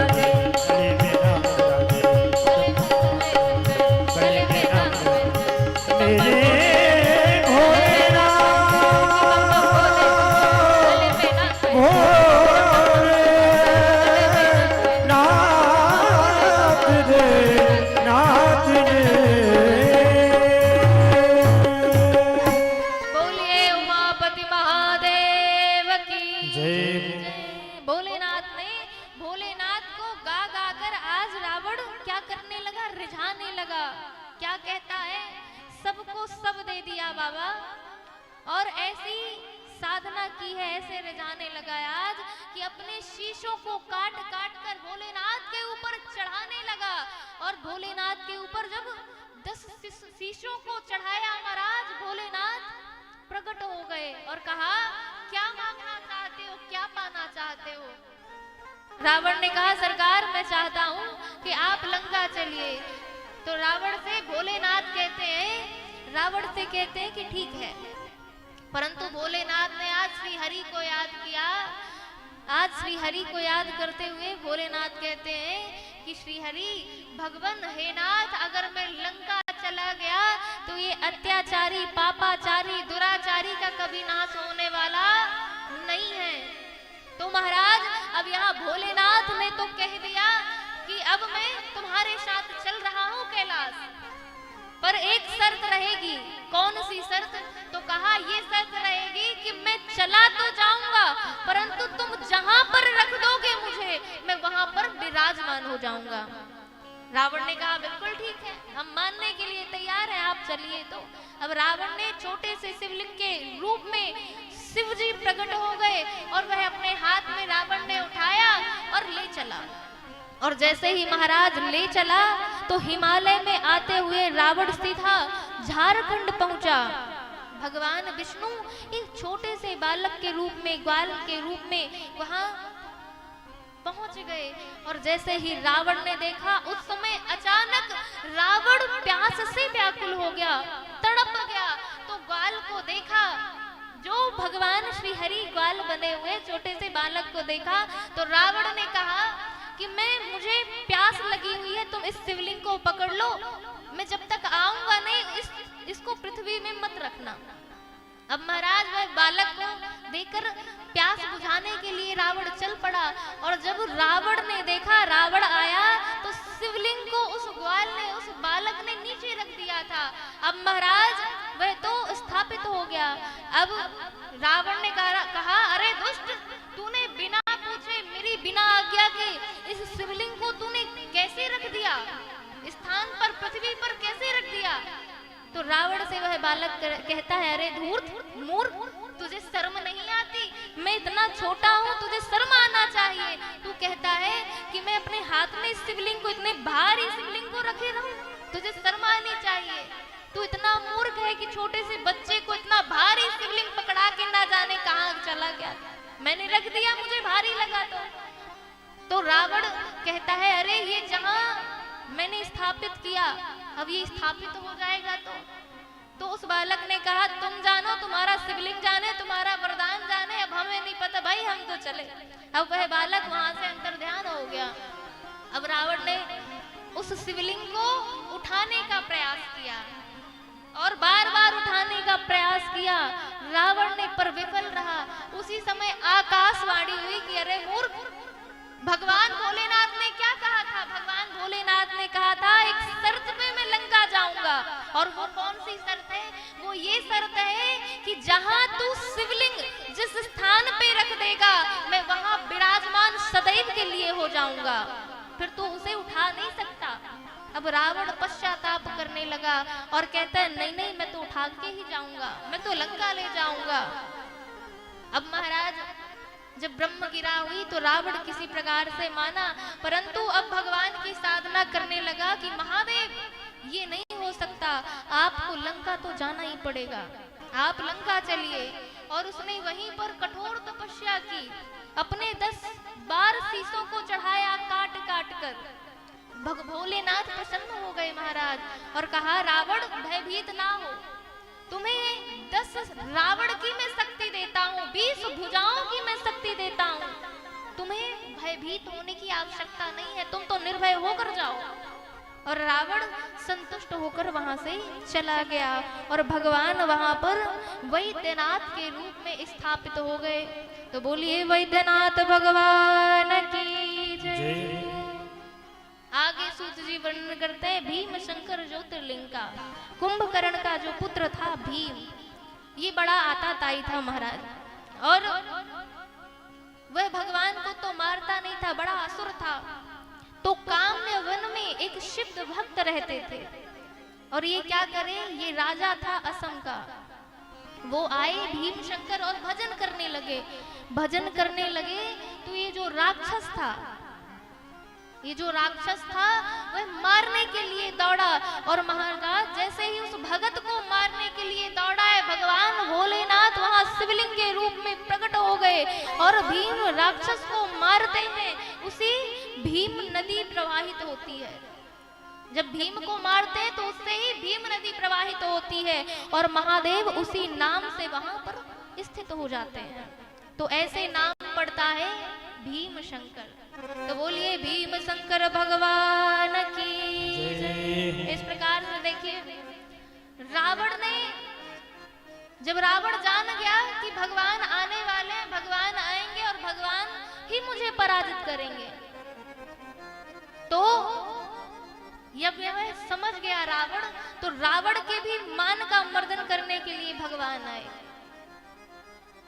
इसलिए हमें जीवन में कभी अहंकार नहीं करना चाहिए। हमारे पास शक्ति हो, सामर्थ्यता हो, अगर हमारे पास शक्ति सामर्थ्यता है और हम उसका अभिमान कर रहे हैं तो भैया ये अभिमान गलत है। अभिमान ना करो। जैसे अभिमान तो रावण का नहीं चला तो हमारा और आपका कहां से चलेगा। तो जीवन में कभी अभिमान करना चाहिए कि नहीं करना चाहिए? नहीं करना चाहिए। तो महाराज आगे सूत जी महाराज वर्णन करते हैं रामेश्वरम। और आप सभी लोग जानते हैं कि जब भगवान राघवेंद्र सरकार युद्ध में लंका विजय करने के लिए जा रहे थे, रावण से विजय प्राप्ति के लिए जा रहे थे, तो राम जी ने ही रामेश्वरम शिव जी की स्थापना की थी। उसे ही हम आप सभी रामेश्वरम, शिव जी के नाम रामेश्वरम ज्योतिर्लिंग के नाम से जानते हैं। तो बोलिए रामेश्वरम भगवान की जय। आगे सूत जी महाराज 28 प्रकार के नरकों का वर्णन करते हैं और अंतिम ज्योतिर्लिंग बताया घुश्मेश्वर ज्योतिर्लिंग। यह महाराज, ये जो ज्योतिर्लिंग है, यहाँ पर महाराष्ट्र, ये जो महाराष्ट्र के संभाजी नगर औरंगाबाद से 30 किलोमीटर दूर वेलूर गांव में एलोरा गुफाओं के पास ही ये आपको शिवलिंग मिलेगा। यहाँ पर देवगिरी पर्वत पर सुधमा ये जो नामक ब्राह्मण रहते थे और इनकी पत्नी थी कौन? सुदेहा। इनकी पत्नी सुदेहा थी और इनको संतान प्राप्ति नहीं हो रही थी। अब बड़ा विचार करें, बड़ा भजन करें, भगवान से सदैव मांगे कि प्रभु कृपा करो हमारे ऊपर, परंतु सुदेहा की कोई संतान नहीं थी। अब ब्राह्मण भी परेशान कि क्या करें। तो सुदेहा की घुस्मा नामक बहन थी, तो अपनी बहन का विवाह अपने पति से करा दिया। और जो घुस्मा थी वह भगवान भोलेनाथ की परम प्रिय भक्त थी। वह परम भक्ता थी भोलेनाथ की और वह शिवलिंग, पार्थिव शिवलिंग का निर्माण करती।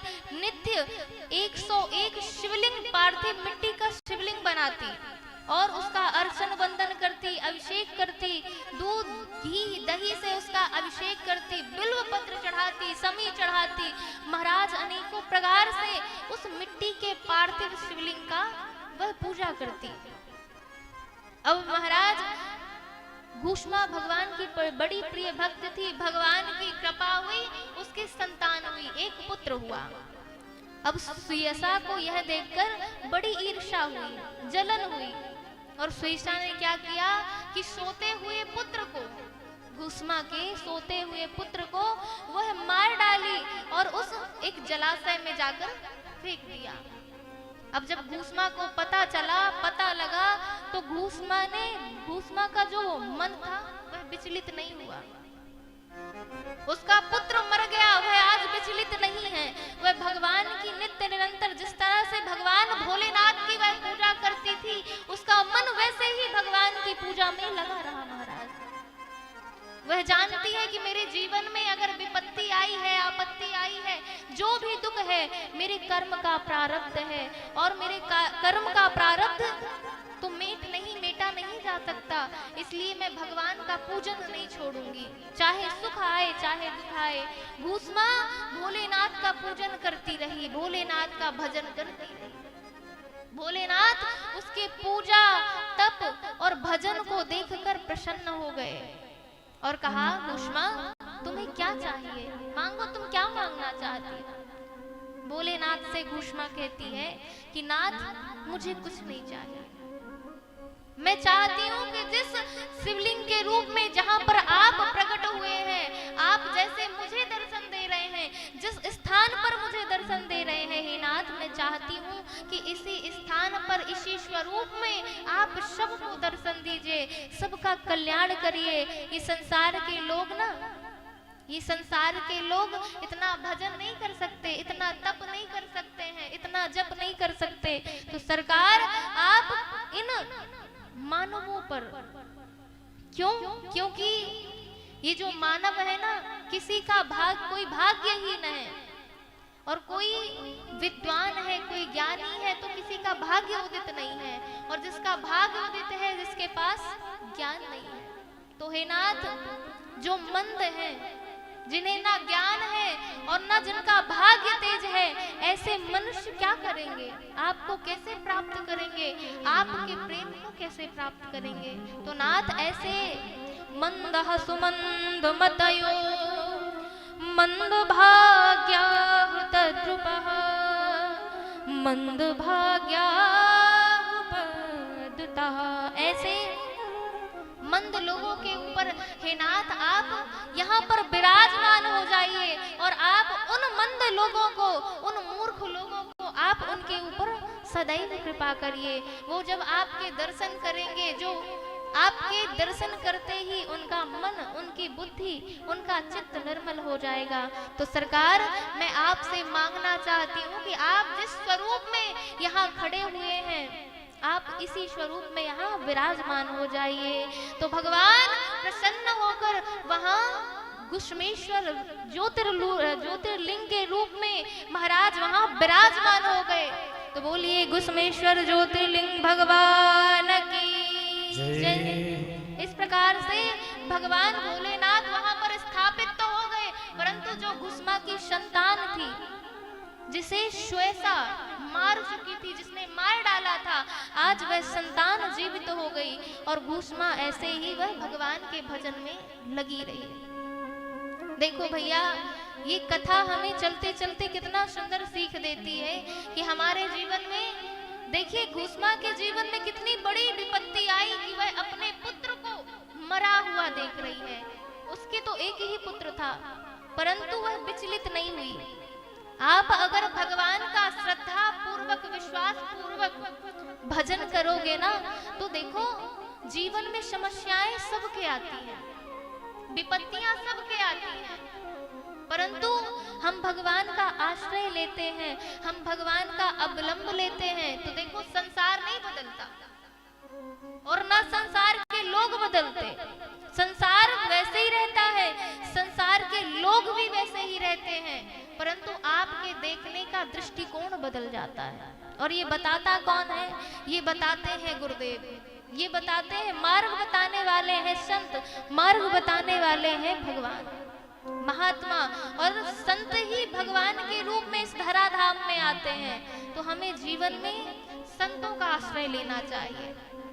और मानस जी में भी वर्णन है, और शिव पुराण अंतर्गत भी ऐसा वर्णन आता है कि सूत जी महाराज नवधा भक्ति का वर्णन करते हैं, और क्या कहते हैं, नवधा भक्ति में प्रथम भक्ति ही संतों की भक्ति है। और आज के युग में तो भक्ति को तो आडंबर बना दिया गया है कि भक्ति कैसे करेंगे, भक्ति को आडंबर ना बनाया जाए, खूब माला जप करेंगे दिखाने के लिए सब, परंतु देखिए दिखाने के लिए भी किया जाए क्यों, ऐसा मानस में वर्णन है। भाई को भाई अनख आलस हूँ, नाम जपत मंगल दिशि दशम, नाम जप जपो, प्रभाव से जपो, पर जपो। भगवान का स्मरण करो, जिस प्रकार भीष्म ने किया। तो कहने का भाव यह है कि हमें जीवन में हमारे कोई भी आ जाए, पर हमें संत की सन्निधि, जिस प्रकार देखिए हम संत की सन्निधि में रहते तो हमें क्या सीख मिलती है। आप अगर संसारी के पास जाओगे, संसारी मनुष्य के पास जाओगे ना, तो संसार की बात बताएगा। परंतु आप भगवान के भगत के पास जाओगे ना, तो संसारी व्यक्ति की भी चर्चा करोगे तो वो आपको भगवान की ही चर्चा बताएगा, भगवान की ही साधना बताएगा कि भगवान का प्रेम कैसे पाना चाहिए। और भक्ति को तो बड़ा लंबा चौड़ा ऐसा बताया जाता है कि ऐसे करना चाहिए, ये नियम करना चाहिए, वो नियम करना चाहिए। पर देखो, भक्ति आडंबर का विषय नहीं है। भक्ति देखिए सबके पास मोबाइल होता है। इस कलयुग में सबसे बड़ा तो मोबाइल है। इंसान खाए तो मोबाइल, पानी पिए तो मोबाइल, कथा सुने तो मोबाइल। तो हर जगह हर समय पर इंसान क्या करता है, हर एक मानव मोबाइल चलाता रहता है। अपना समय जो कीमती समय है वो मोबाइल पर, हर जगह हम देखते हैं कि मोबाइल। आज के युग में किसी के लिए किसी को टाइम नहीं है, ना बात करने का टाइम, मोबाइल में ही सब समय दे रहे हैं, मोबाइल में ही फ्रेंड बना रहे हैं। भैया जब तुम्हारा घर में नहीं पट रहा है, घर में तुम सामंजस्य नहीं रख रहे हो, तो मोबाइल में फ्रेंड बना के क्या ही कर लोगे। मोबाइल में फ्रेंड बना के क्या कर लोगे, घर में तुम्हें बात करने का समय नहीं है। तो कहने का भाव यह है कि अगर भक्ति प्रारंभ करनी है ना, तो मोबाइल से ही कर दो। प्रथम में कोई भी अगर हम कहें तो सबसे पहले जब ब्रह्म वेला में उठते हैं ना, अब तो ब्रह्म वेला में कोई उठता ही नहीं है, बिरले ही ऐसे होंगे जो ब्रह्म वेला में उठते होंगे। उनकी ब्रह्म वेला 8 बजे होती है। और हम जब कथाओं में देखते हैं तो लोग तो 11, 12 बजे तक जगते हैं। और जब हम कभी पूछेंगे देखने के बाद कि भैया आज कितने बजे जागे, बोले बस ब्रह्म मुहूर्त में जागे। देवी जी ब्रह्म मुहूर्त में जागे। बोले कब था आपका ब्रह्म मुहूर्त? तो उन भैया ने कहा बस 12 बजे लगभग। हमने कहा कि 12 बजे ब्रह्म मुहूर्त होता है। बोले देवी जी क्या करें, अब इतना काम आ जाता है हमको कि हम 12 बजे ही जग पाए, हमारे लिए तो अब 12 बजे ही ब्रह्म मुहूर्त निकला। तो हम जब जागते हैं तो सबसे पहले क्या करते हैं, मोबाइल को छूते हैं, मोबाइल चलाते हैं कि किसी का मैसेज तो नहीं आया, क्या क्या अपडेट है, क्या न्यूज है, ये सारी चीज मोबाइल में चेक करते हैं। और तो कहने का भाव मेरा ये है कि मैं अगर प्रथम में भी बताऊं तो मोबाइल सब चलाते हैं, प्रातःकालीन से लेकर सोने तक की क्रिया में। तो आप जब मोबाइल छुएंगे ना, मोबाइल को चलाएंगे तो उस वॉलपेपर में भगवान का डीपी, भगवान का चित्रपट, भगवान का विग्रह लगा लें। जब प्रातःकालीन आप जागे ना तो उन भगवान का आपको दर्शन हो, क्योंकि सबसे पहले तो मोबाइल ही चलाते हैं। तो उस डीपी में, उस वॉलपेपर में हमें क्या हो, भगवान का दर्शन हो। तो पहली भक्ति कैसे शुरू होगी, भगवान का दर्शन करके। और जीवन में हमें गुरुदेव की शरण में जाना चाहिए, गुरुदेव का सानिध्य प्राप्त हो। और गुरुदेव करते क्या है, मानस जी में बड़ा सुंदर वर्णन है।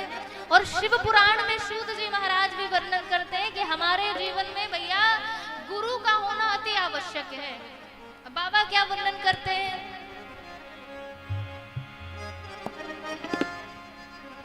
बंदहु गुरु पद पदुम परागा,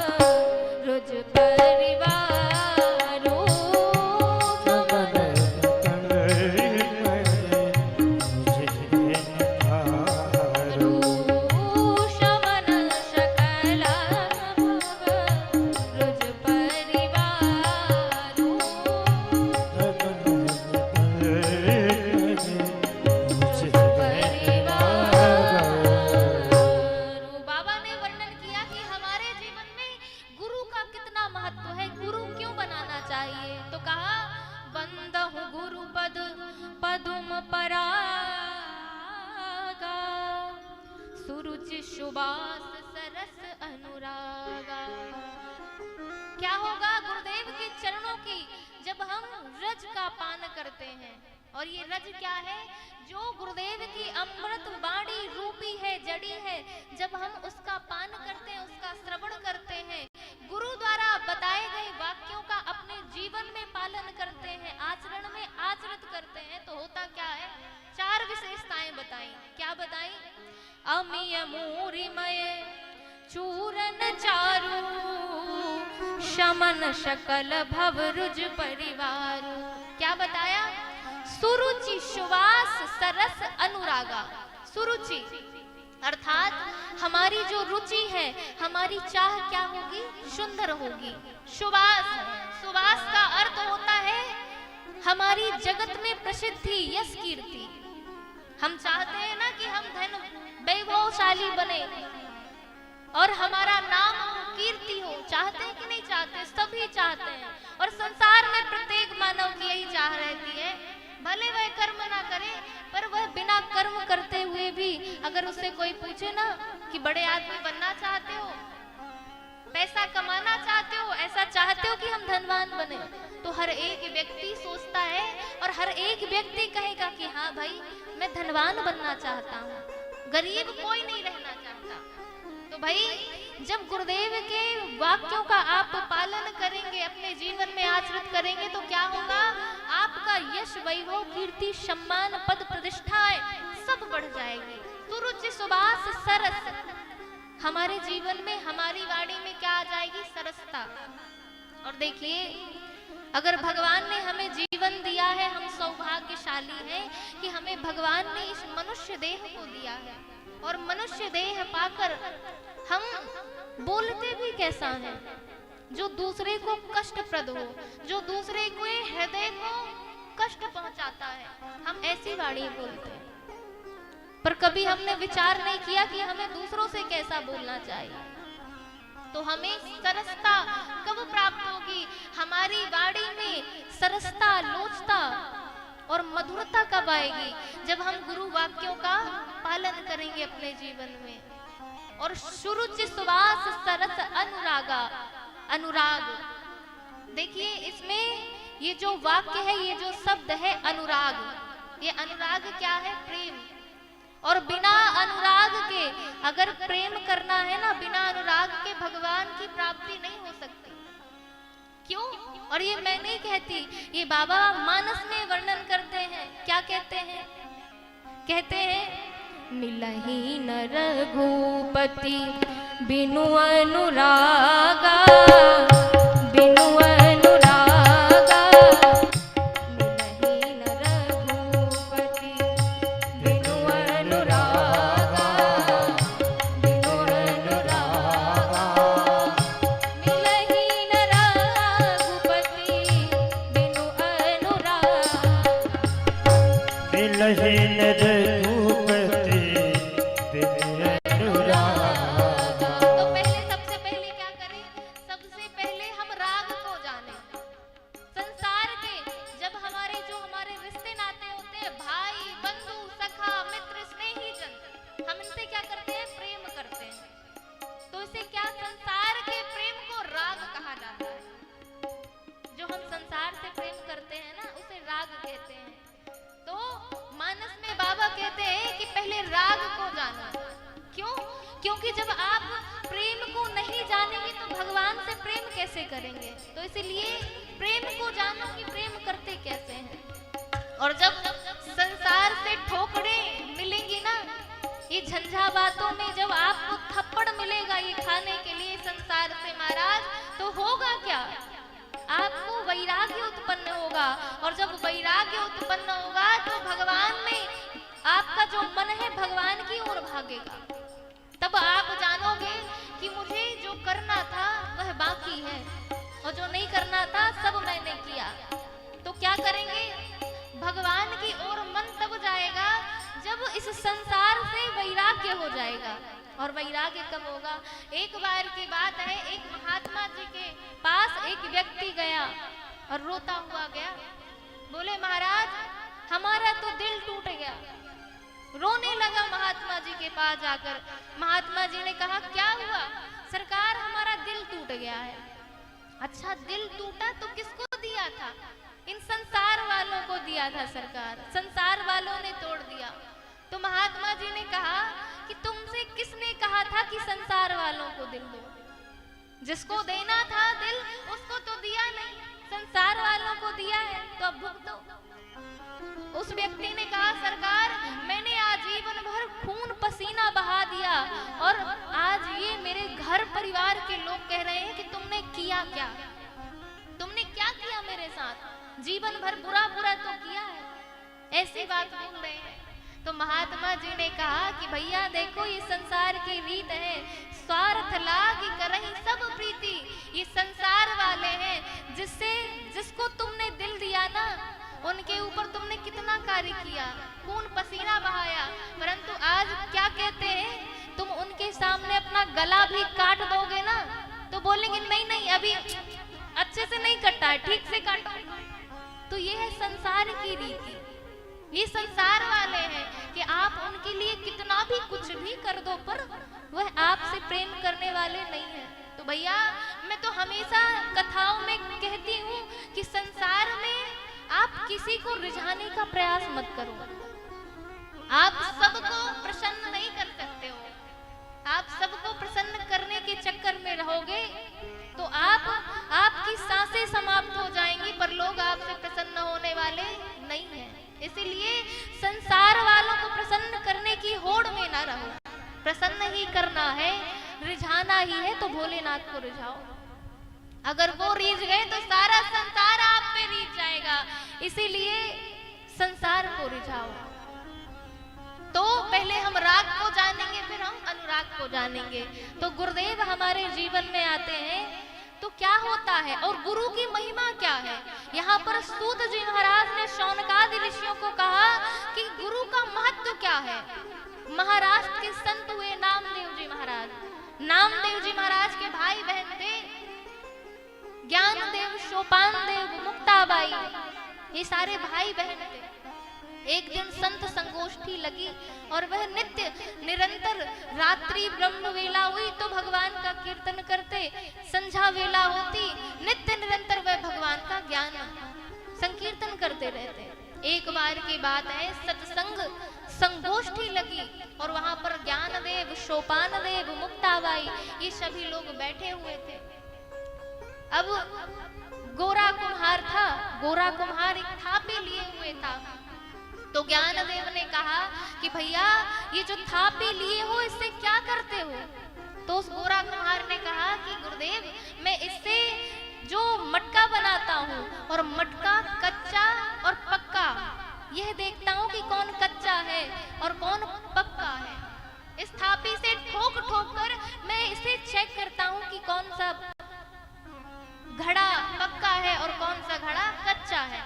तो ज्ञानदेव जी ने कहा, ज्ञानदेव जी कहते हैं कि भैया एक काम करो, देखो हम भी तो घट हैं, ये जो जितने भी यहाँ संत संगोष्ठी में बैठे हुए हैं ये सभी घट हैं, तो क्या इन घटों को भी चेक कर सकते हो कि कौन कच्चा है और कौन पक्का है? तो गोरा कुम्हार कहता है कि सरकार प्रयास जरूर करूंगा। तो गोरा कुम्हार प्रयास करने लगा। सबसे पहले तो ज्ञानदेव जी के पास गया। अब वह भद्र थे, सन्यासी थे क्योंकि, तो सबसे पहले उस थापी से ज्ञानदेव जी तो भद्र थे, तो उस थापी से उनके सर को ठक ठक करे और कहे सरकार ये घड़ा पक्का है। अब सोपान देव जी के पास वह गोरा कुम्हार गया अपनी थापी लेकर और वह थापी से उसके भी माथे पर सर पर जाके ठक ठक करे और कहे सरकार ये घड़ा भी पक्का है। और ऐसे ऐसे जितने भी संत संगोष्ठी में बैठे हुए थे उन सबको ठक ठक सर पर करे उस थापी से और सब हंसने लगे। अब नामदेव जी महाराज ने देखा कि कितना भद्र है ये कर क्या रहा है? सब वो थापी सर पर मार रहा है और सब मुस्कुरा रहे हैं, सब मुस्कुरा रहे हैं और ये थापी से पीट रहा है सबको। अब नामदेव जी महाराज बिगड़ गए। नामदेव जी ने कहा अरे धूर्त, ये तू क्या कर रहा है? ये तू कर क्या रहा है? ये ऐसा मजाक, ऐसा उपहास, और ऐसे बिगड़ के महाराज चले गए। अब गोरा कुम्हार ने कहा, सरकार, जितने सभा में बैठे वह घड़े तो बहुत पक्के हैं, परंतु ये जो नामदेव जी है ना, ये घड़ा है, ये कच्चा है। अब नामदेव जी महाराज ने सुन लिया, क्रोध से जल उठे।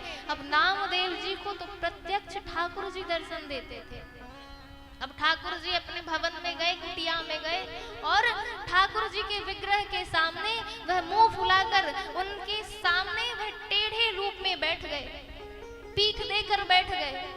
अब भगवान ने कहा, ठाकुर जी ने कहा, नामा, आज तुम्हारा मुंह फूला फूला क्यों है? आज तुम बिगड़े बिगड़े क्यों लग रहे हो? तो नामदेव जी कहते हैं, सरकार, उस कुम्हार के बच्चे ने मुझे भारी समाज में मेरी सोशल इंसल्ट कर दी है। बोले क्या हुआ? बोले मुझे कच्चा कह दिया। तो नामदेव जी से ठाकुर जी कहते हैं, नामा, कच्चे को कच्चा कह दिया तो क्या हुआ? कच्चे को तो कच्चा ही कहा जाता है। अब और बिगड़ गए नामदेव जी। नामदेव जी कहते हैं, तुमने मुझे कच्चा कहा, भला बताओ मैं कच्चा कैसे हूँ? कैसे कच्चा हुआ मैं? तो नामदेव जी की इस बात को सुनकर कहते हैं भगवान कि देखो नामा, तुमने अभी शरणागति नहीं ली है, तुमने अभी गुरु का वर्ण नहीं किया है, इसीलिए तुम कच्चे हो, तुम अभी कच्चे हो। तो सरकार पक्का कैसे होगा? तो नामदेव जी से भगवान कहते हैं कि जब तुम गुरु का वर्ण करोगे, क्यों? क्योंकि जो गुरु का वर्ण नहीं करता, तो जीव मात्र अगर कोई भी ऐसा कार्य करता है और भगवान उसकी एक अच्छाई पर रीझ जाते हैं, तो भगवान उसी एक बुराई पर उसे छोड़ भी देते हैं। नामदेव जी कहते हैं, ठाकुर जी, तो ये बताओ, क्या तुम मुझे छोड़ दोगे? हाँ नामा, अगर देखो, मैं इतने जल्दी तुमसे प्रसन्न हो गया हूँ, तो मैं इतने जल्दी किसी एक बुराई पर, किसी एक कमी पर मैं तुम्हें छोड़ भी दूंगा। अब नामदेव जी महाराज, उनकी आंखों से झरझर आंसू बहने लगे। सरकार, आप मुझे छोड़ दोगे? हाँ नामा, मैं तुम्हें छोड़ भी सकता हूँ। अच्छा, तो गुरु वर्ण करने के लिए क्या करना चाहिए? कहाँ जाऊं मैं? तो नामदेव जी से भगवान कहते, नहीं नहीं नामा, तुम्हें स्वयं ही गुरु वर्ण करना पड़ेगा। अब नामदेव जी महाराज बड़े विद्वान, ज्ञानवान, अब चल पड़े। अब स्वयं को वह ज्ञानवान तो थे ही, और वह जानते हैं कि मुझे भगवान के दर्शन जब साक्षात होते हैं तो गुरु भी कोई अच्छा हो, श्रेष्ठ हो, ज्ञानवान हो। अब वह श्रेष्ठता के चक्कर में ढूंढते ढूंढते सांझ हो गई, सायं वेला हो गई, महाराज पर गुरु ना ढूंढ पाए। और जब वापस आए तो भगवान ने कहा, नामा, गुरु का वर्ण कर लिया।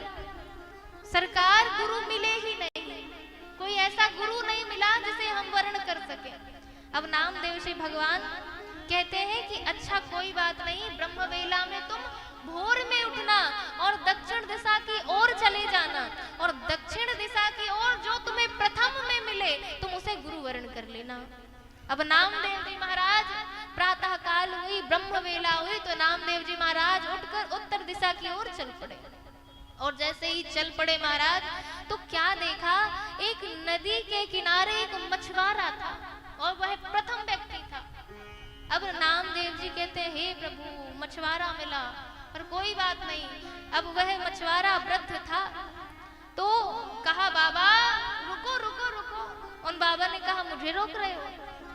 तो नामदेव जी कहते हैं, हाँ हाँ बाबा, तुम्हें ही रोक रहा हूँ।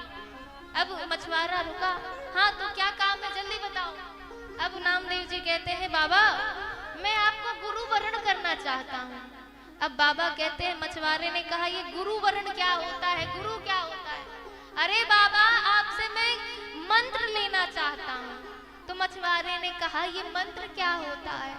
मैं तो मंत्र जानता ही नहीं हूँ। अब नामदेव जी कहते हैं, कहाँ फंसा दिया ठाकुर जी चक्कर में, ये तो मंत्र ही नहीं जानता, तो ये मंत्र देगा कहाँ से? अब क्या करें? अरे बाबा, मैं आपको बताता हूँ कि मंत्र क्या होता है, मैं आपके कान में बोल देता हूँ, आप मुझे फिर वह मंत्र बोल दीजिएगा मेरे कान में। अच्छा ठीक है, बोलो। अब मंत्र बोलने लगे नामदेव जी महाराज, ओम नमो भगवते वासुदेवाय नमः। अब यह मंत्र बताया तो बाबा ने कहा, देख भाई, मैं मछुआरा अनपढ़ गवार हूँ और तू ये एक सांस में इतना सारा बोल गया, मुझे पल्ले नहीं पड़ा। अरे बाबा, तुम एक एक करके बताता हूँ, आप मेरे कान में बोलते जाओ। बोले ठीक है। बोलो ओम। तो ऐसे कर करके सारा मंत्र कान में फूंक दिया। अब मछुआरे ने कहा, अब मैं तेरा गुरु और तू मेरा कौन चेला? हाँ बाबा, आज से मैं आपका चेला हो गया। अच्छा चेला हो गया ना, तो चल जाल उठा और ये बता कि कौन सी नदी में कितनी अच्छी अच्छी मछली है, जहाँ खूब सारी मछली हो वहां लेकर चल। अब नामदेव जी महाराज जहाँ पर जिस नदी पर खूब सारी मछली थी उस नदी पर ले गए। अब सायन वेला हुई तो सायन वेला में कहा कि गुरुदेव, अब हम आज्ञा चाहते हैं कि हम अपने कुटिया की ओर चलें। अब बाबा ने कहा ठीक है, जब मेरी याद आए और जब मुझसे काम पड़े तो तुम मेरे पास आ जाना। अब नामदेव जी विचार करते हैं कि काहे को अब आपसे मेरा काम पड़ेगा। गुरु भगवान ने कहा था, ठाकुर जी ने कहा था कि मंत्र लेके आ जाना, गुरु वरण करना है केवल। और ऐसा विचार करते हुए वह भगवान के पास चल पड़े।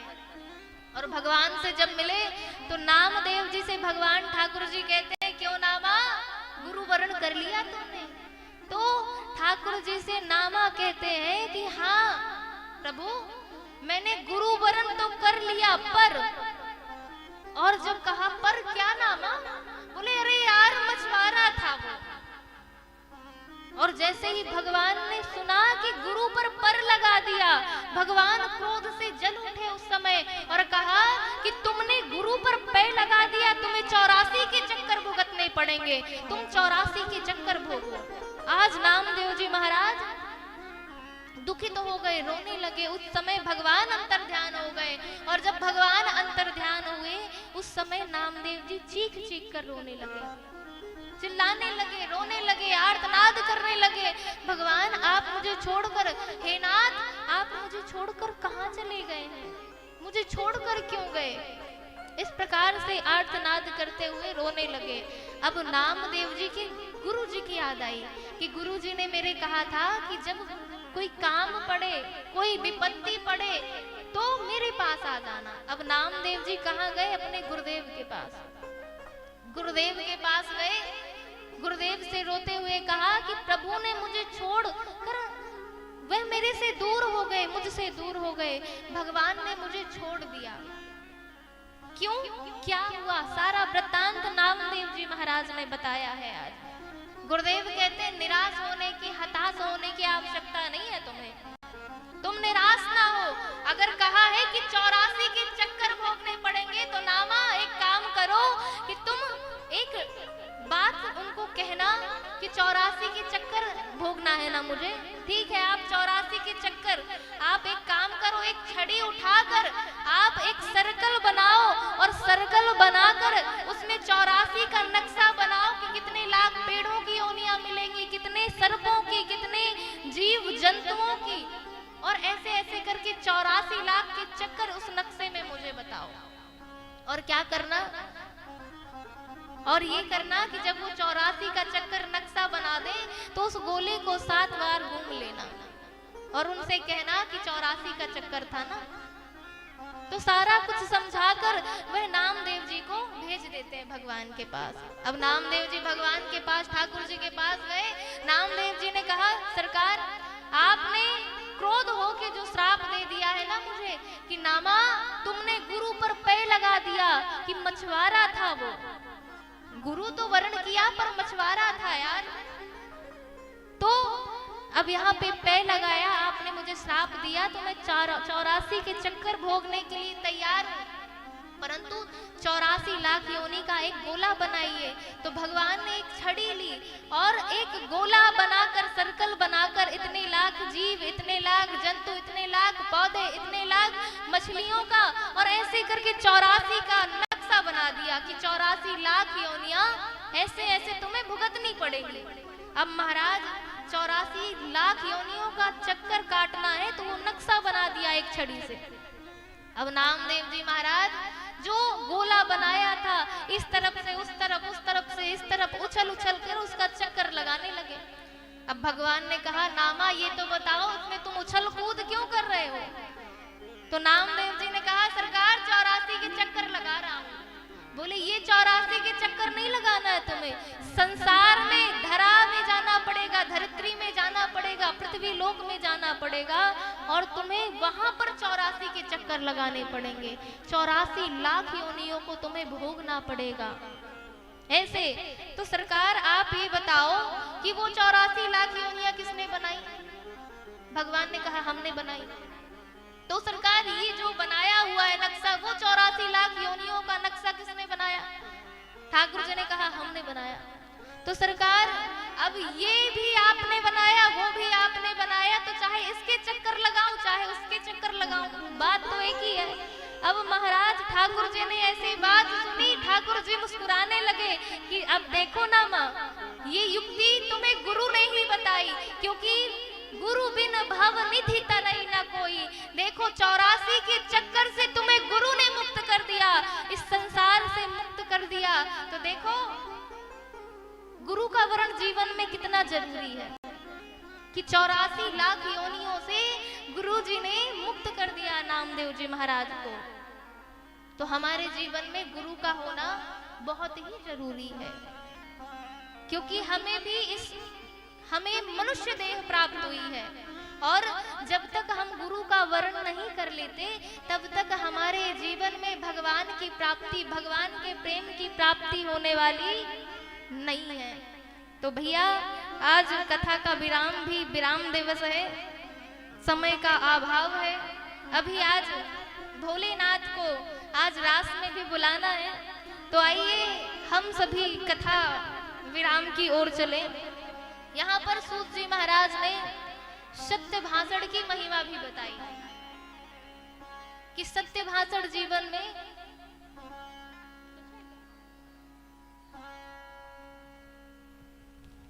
बोलिए उमापति महादेव की जय। हमारे बीच कुछ सूचनाएं हैं जो आप सभी लोग शांति से श्रवण करें। सरायपाली से पधारे हुए हमारे जो भक्तजन यहाँ पर आए हैं, पुरुषोत्तम जी अग्रवाल वो यहाँ हैं और देवी जी से आशीर्वाद प्राप्त करें। परशुराम नायक जी देवगांव आप भी आए और देवी जी से आशीर्वाद लें। दिलीप साहू जी बार आप भी यहाँ आइए, भगवान शंकर और देवी जी का आशीर्वाद लीजिए। तुलसी राम नायक देवगांव, घनश्याम वर्मा देवगांव, सीताराम साहू देवगांव, पीताम्बर नायक बार, आप सभी जिनका नाम यहाँ बोला गया है आप सभी यथाशीघ्र आए, क्योंकि इस समारोह के बाद भगवान शिव और पार्वती का रास महारास होगा। और आज सबसे बहुत अच्छी सूचना की आप सभी को अभिमंत्रित किए हुए रुद्राक्ष आपको सभी को वितरण किए जाएंगे देवी जी के द्वारा।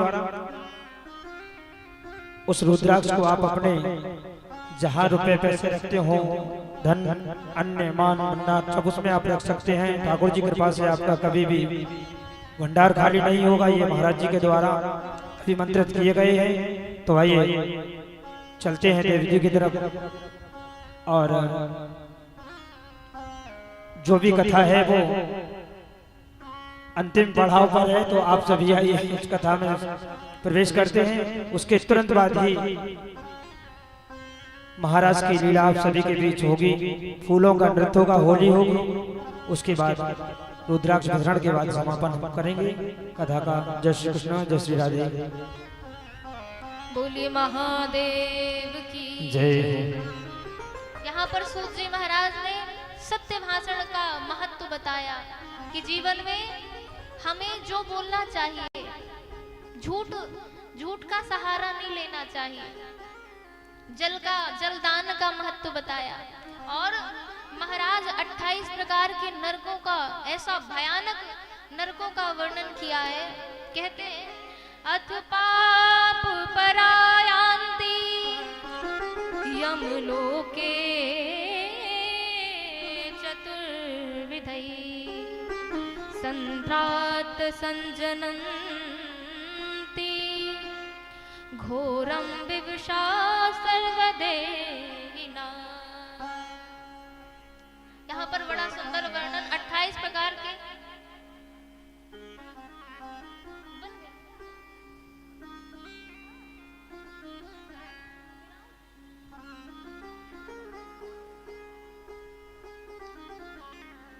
बोलिए उमापति महादेव की जय। हमारे आपके सभी के समक्ष यहाँ पर श्री राधा रानी, कृष्ण कन्हैया लाल और अर्धनारीश्वर भगवान उपस्थित होंगे, विराजमान होंगे।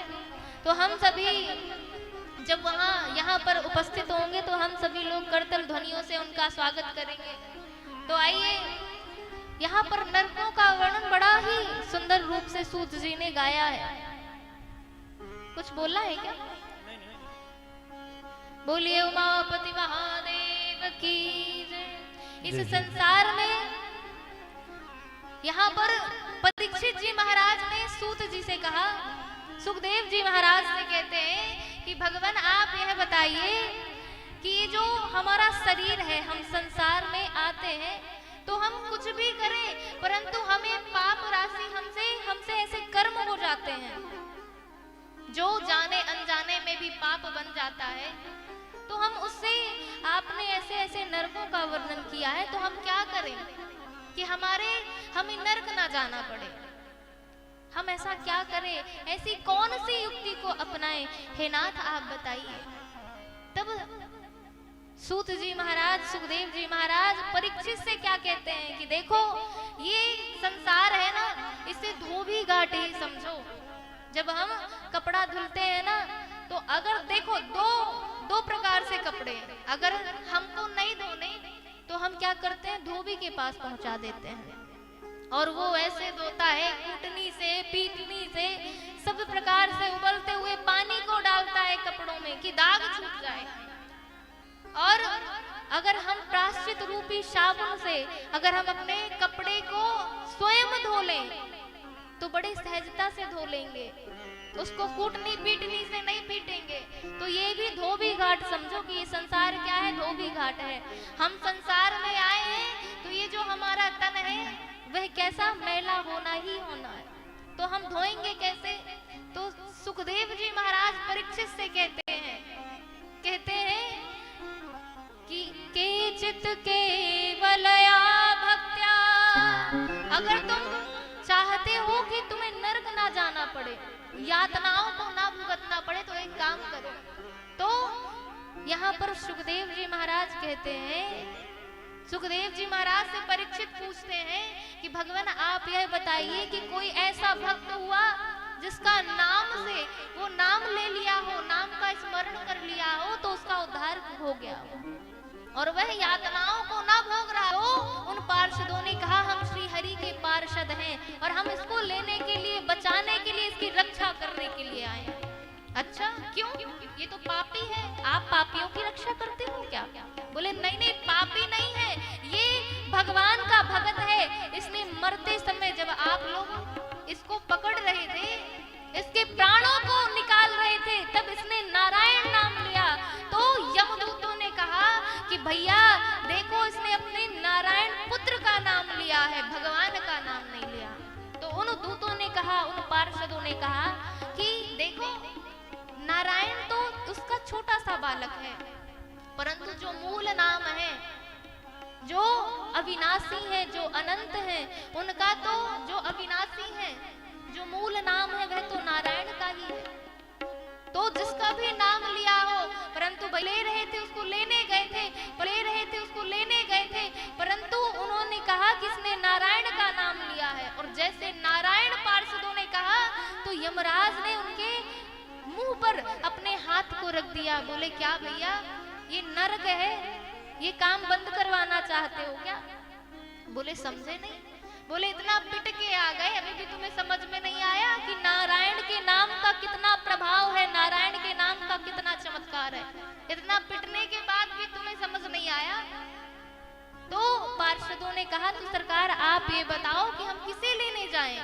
तो सूत जी महाराज ने शौनकादि 88,000 ऋषियों को कहा कि किसको लेने जाएं, तो क्या कहा, जिब्हा न भक्ति भगवत गुण नामधेयम चेतस न स्मरन्ति तच्चरणारविन्दम कृष्णाय नो नमति यद सिरैकदापि तानानयध्वं सतो कृतु विष्णु कृत्यान।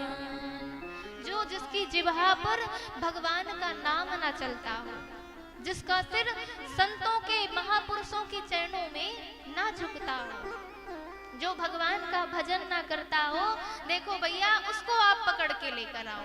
और जो भगवान का भजन करता हो ना, तो उससे 4 कोस दूर ही रहना, उसके पास मत जाना, उसे लेने मत जाना। तो भाई ये संसार क्या है, ये संसार धोबी घाट है, और इस धोबी घाट में हमें क्या करना चाहिए, भगवान का भजन करना चाहिए, भगवान का नाम लेना चाहिए। तो आइए हम सभी लोग कथा के विराम की ओर चले।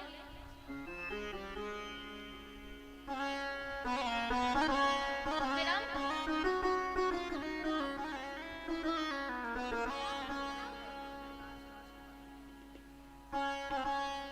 अब हम सबके सामने भगवान की सुंदर झांकी आ रही है।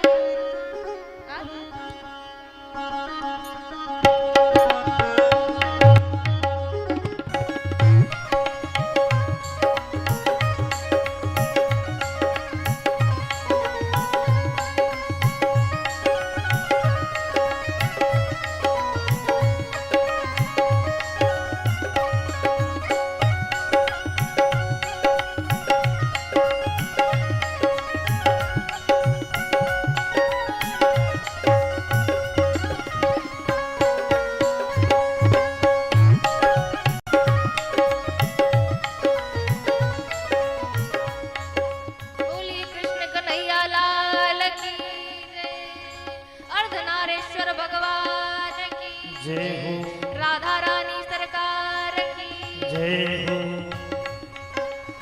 आइए हम श्री किशोरी जी के चरणों में चलते हैं और हमारा मन हमारा चित्र श्री राधा रानी के चरणों में लगे। जब तक राधा रानी की कृपा नहीं होगी तब तक भगवान कृष्ण हम पे कृपा कटाक्ष करने वाले नहीं है। तो क्या करना पड़ेगा, किशोरी कुछ ऐसा, कुछ ऐसा इंतजाम हो जाए, किशोरी कुछ ऐसा इंतजाम हो जाए, किशोरी कुछ ऐसा इंतजाम हो जाए। राधा राधा राधा जुबा पे राधा राधा राधा नाम हो जाए, कुछ ऐसा इंतजाम हो जाए,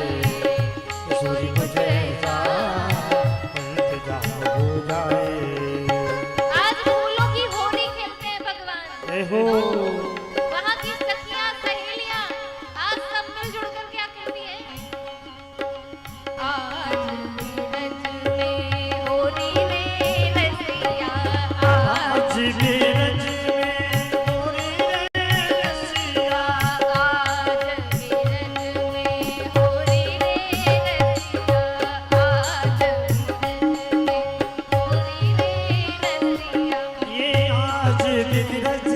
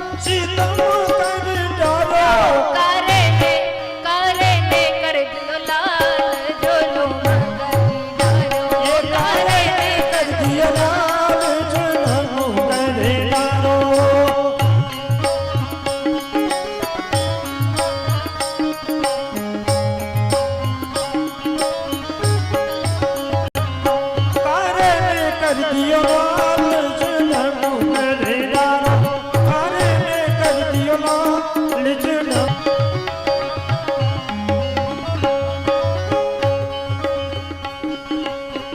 तेरी चुनरी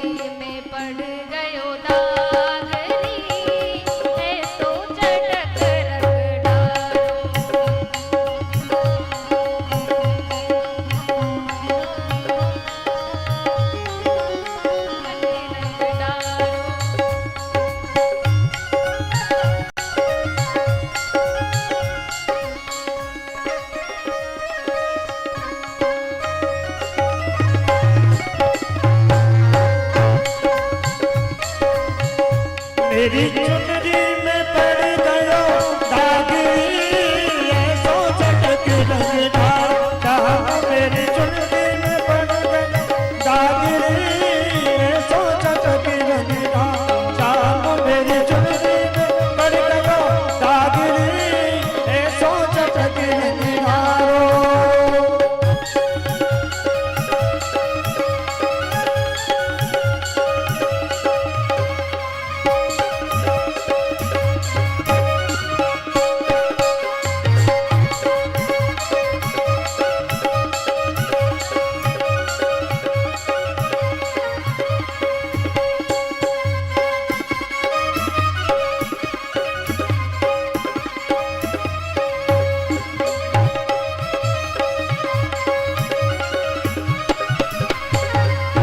शाम मेरी चुनर में पड़ गयो दाग ऐसो चटक रंगदारो शाम मेरी चुनरी में पड़ गयो दाग ऐसो चटक रंगदारो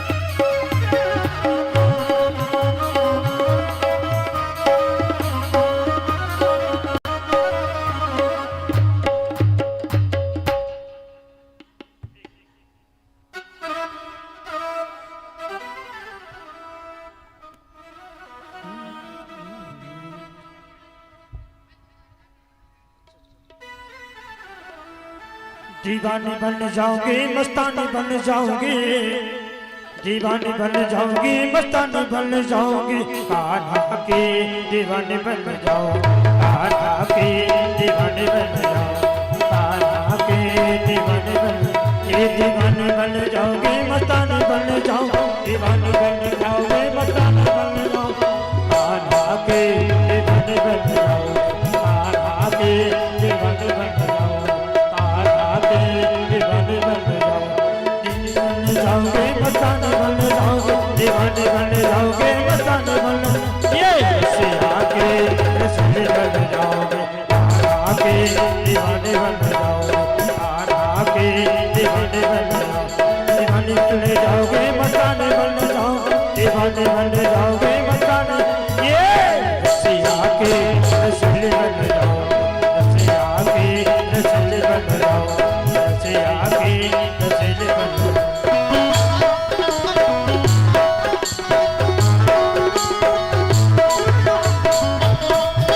बोले महादेव की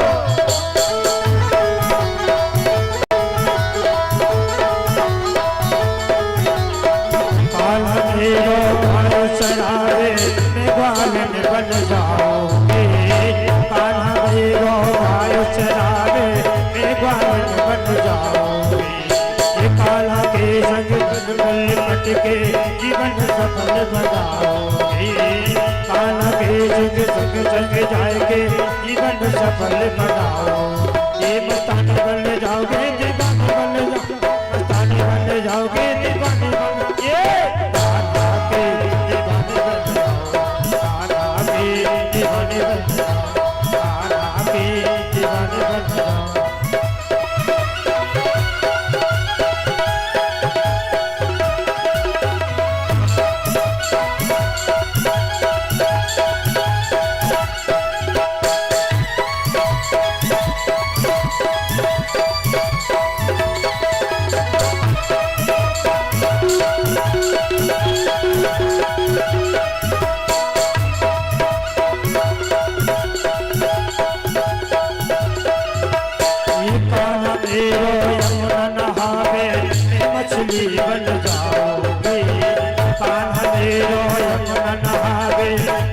मेरी बन जाओगे। कान्हा के रंग संग संग जाएंगे, जीवन सफल बनाओगे। कान्हा के संग संग जाएंगे, जीवन सफल बनाओगे। ये मस्ताने बन जाओगे, दीवाने बन जाओगे, मस्ताने बन जाओगे, दीवाने। ये कान्हा के दीवाने बन जाओ, कान्हा के दीवाने बन जाओ, रसिया के रसीले बन जाओ, कान्हा के दीवाने बन जाओगे।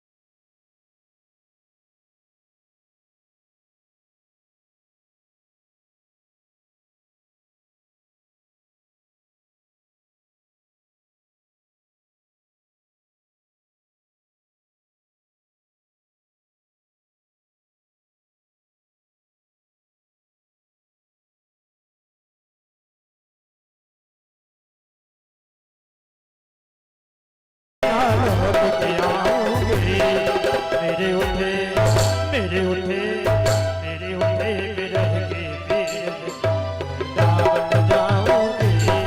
मेरे उठे बिरह के पीर वृंदावन जाओ।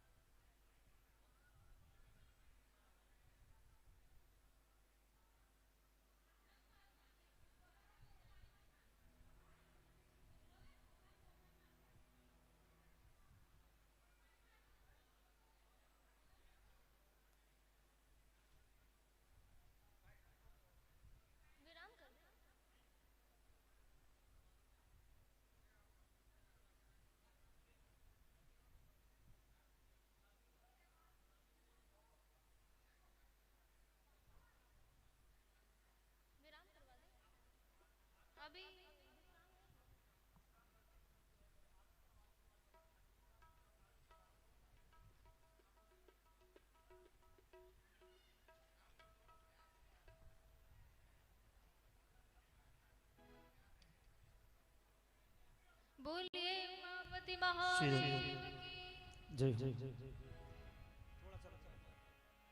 बोलिए हर हर हर महादेव। जय। आइए और अभी कोई भी माताएं बहनें नहीं जाएंगी। आरती के बाद सभी को रुद्राक्ष वितरण किया जाएगा देवी जी के द्वारा। आरती के तुरंत बाद तो आप लोग केवल 10 मिनट और बैठे, 10 मिनट के बाद अपने घर को प्रस्थान कर सकते हैं प्रसाद लेकर के। आइए हम शिव पुराण के अंतिम विश्राम की ओर चलें। शिव महापुराण का अंतिम श्लोक हम सभी हाथ जोड़कर भगवान से शिव से प्रार्थना करते हुए इस श्लोक को आप भी उच्चारण करें। एतत् शिव पुराणस्य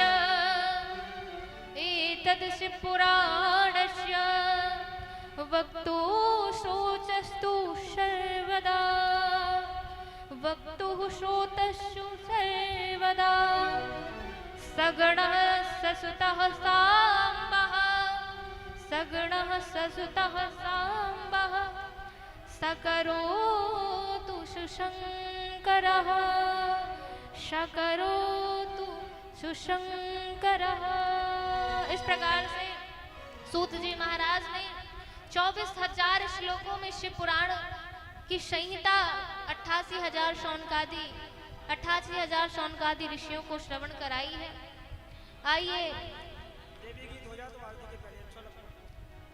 वाणी को विराम करने से पूर्व इस देव भूमि में हम चलिए माँ तारिणी के चरणों में चलते हैं और उनका भाव स्मरण करते हुए आइए हम 2 पंक्ति चंद पंक्ति गुनगुना लें, तदोपरांत वाणी को विराम दें।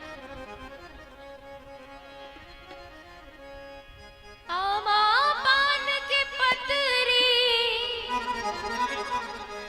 हो आमा पान की पतरी करेला पान के दोना आमा पान की पतरी करेला पान के दोना झूपत झूपत आवे ताई मोरे अगना झूपत झूपत आवे ताई मोरे अगना झूपत झूपत आवे ताई मोरे अगना आमा पान की पतरी करेला पान के दोना आमा पान की पतरी करेला पान घुमा झूपत झूपत आवे ताई मोरे अगना झूपत झूपत आवे ताई मोरे अगना झूपत झूपत आवे ताई मोरे अगना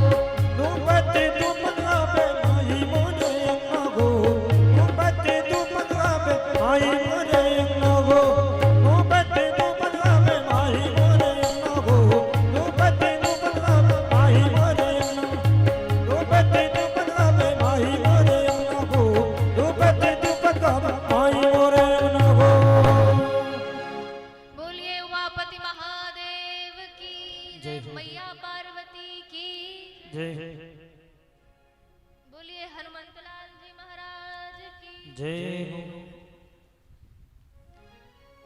यहाँ पे मैंने जनश्रुतियों से सुना है, देवगांव पहाड़ में स्थित शिव मंदिर, जो ऐसा बताया गया है कि इसका निर्माण श्री पादुराम अग्रवाल जी ने करवाया था। इनका नाम भैरव बाबा भी सुना मैंने, जो 100 साल पहले इस मंदिर का निर्माण उन्हीं द्वारा हुआ और ये भगवान के प्रति बड़े श्रद्धा भाव रखते थे। और उनके मन में था, जब उनको स्वप्न आया कि यहाँ पर खुदाई की जाए तो यहाँ पर भगवान का विग्रह निकलेगा। और जब वहाँ खुदाई कराई गई तो भगवान शिव की और अनेक दिव्य मूर्तियां वहां से प्रकट हुई। हनुमान जी महाराज की मूर्ति प्रकट हुई, दुर्गा जी की इत्यादि इत्यादि मूर्तियां प्रकट हुई। और विगत 4 वर्षों से उस शिव मंदिर में यथासंभव भंडारा होता है, अखंड मानस और भी धार्मिक आयोजन कराए जाते हैं अग्रवाल परिवार द्वारा। तो ऐसा जनश्रुति द्वारा मैंने सुना है कि जो भी इस मंदिर में जो भी मनोकामना से जाता है वह मनोकामना भी भोलेनाथ, ऐसा मैंने सुना कि वह जो मूर्ति है, जो विग्रह है, वह स्वयंभू है, वह स्वयं से प्रकट हुआ है। तो हम भी भगवान भोलेनाथ के चरणों में सिर झुकाने के लिए गए थे, तो मैंने सुना कि जो भी उस मंदिर में अपने मनोकामना को ले जाता है, लेके जाता है, वह मनोकामना उसकी पूर्ण होती है। और पहले इस मंदिर का नाम आशुतोष शिव मंदिर था और अभी वर्तमान में इस मंदिर का नाम श्री गिरजेश्वर आशुतोष मंदिर रखा गया है, जहां पर शीतला माता की स्थापना हुई है, दुर्गा माता की पूजा होती है। और ऐसे दिव्य भूमि को, ऐसे दिव्य मंदिर को हम प्रणाम करते हैं। और जो विजय अग्रवाल जी हैं, उनके मन में ऐसा था कि हम 12 ज्योतिर्लिंगों का दर्शन करें। उनमें से 10 ज्योतिर्लिंगों का उन्होंने दर्शन किया। 10 ज्योतिर्लिंगों का दर्शन किया है ना आपने। तो महाराज भगवान ऐसा प्रार्थना करते हैं भोलेनाथ कि आपको 12 ज्योतिर्लिंगों का दर्शन कराएं। और प्रथम में विचार किया था कि जब मेरी मनोकामना पूर्ण होगी तो मैं शिव महापुराण 3 सालों के लिए 3 साल में शिव महापुराण कराऊंगा। और ऐसी मनोकामना बापोरिया परिवार की सिद्ध हुई। और मैं इस सिद्ध भूमि देवगांव को प्रणाम करती हूँ, नमन करती हूँ।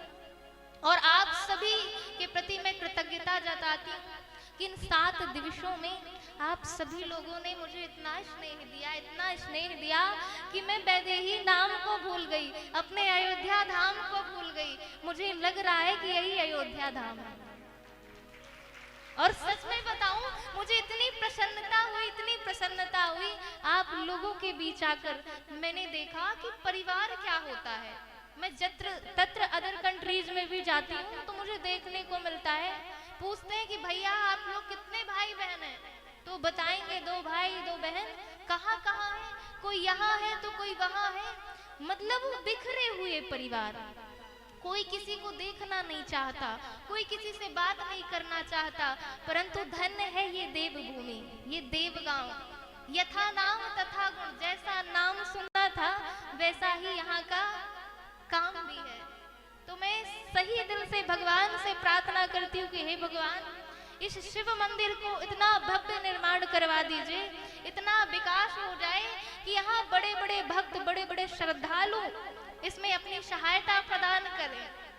और ऐसे धार्मिक आयोजन हमारे अग्रवाल जी करते रहें, करवाते रहें। मैं भगवान शिव से यही प्रार्थना करती हूँ।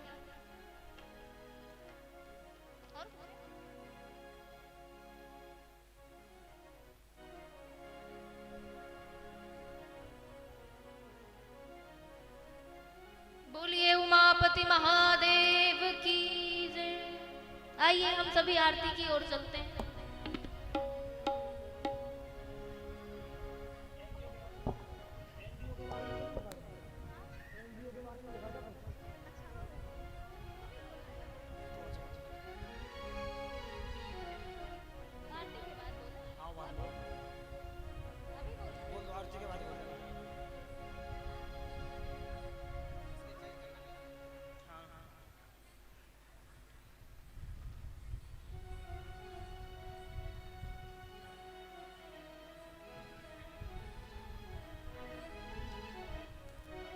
श्री हरिओम।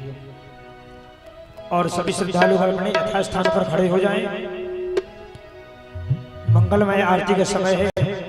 शिव महापुराण की जो भव्य आरती आप सभी के बीच होने जा रही है, आप सभी बढ़ चढ़ के उच्चारें, सभी गुनगुनाएं, सभी गाएं और भगवान को सामने अपनी सभी कुरीतियों को, सभी कमियों को समर्पित करें और आरती को गाएं, गुनगुनाएं, क्योंकि ये तो आशुतोष भगवान शिव हैं। जरा सी बात पर मान जाते हैं, कितनी भी गलती हो।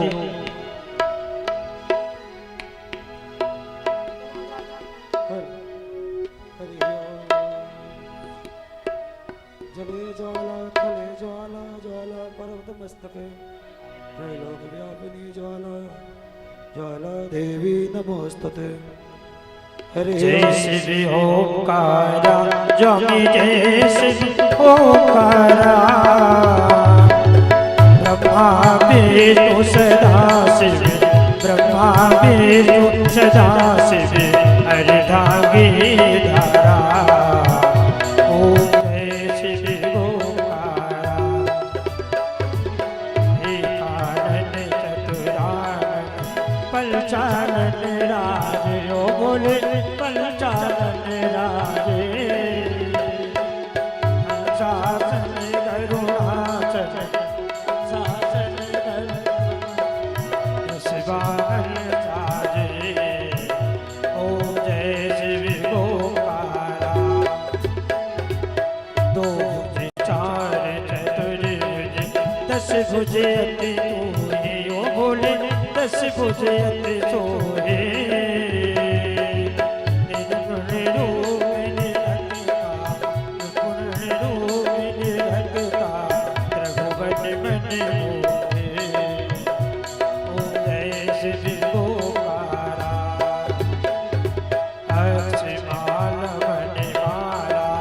मुंडमाला धारी, ओ भोले मुंडमाला धारी।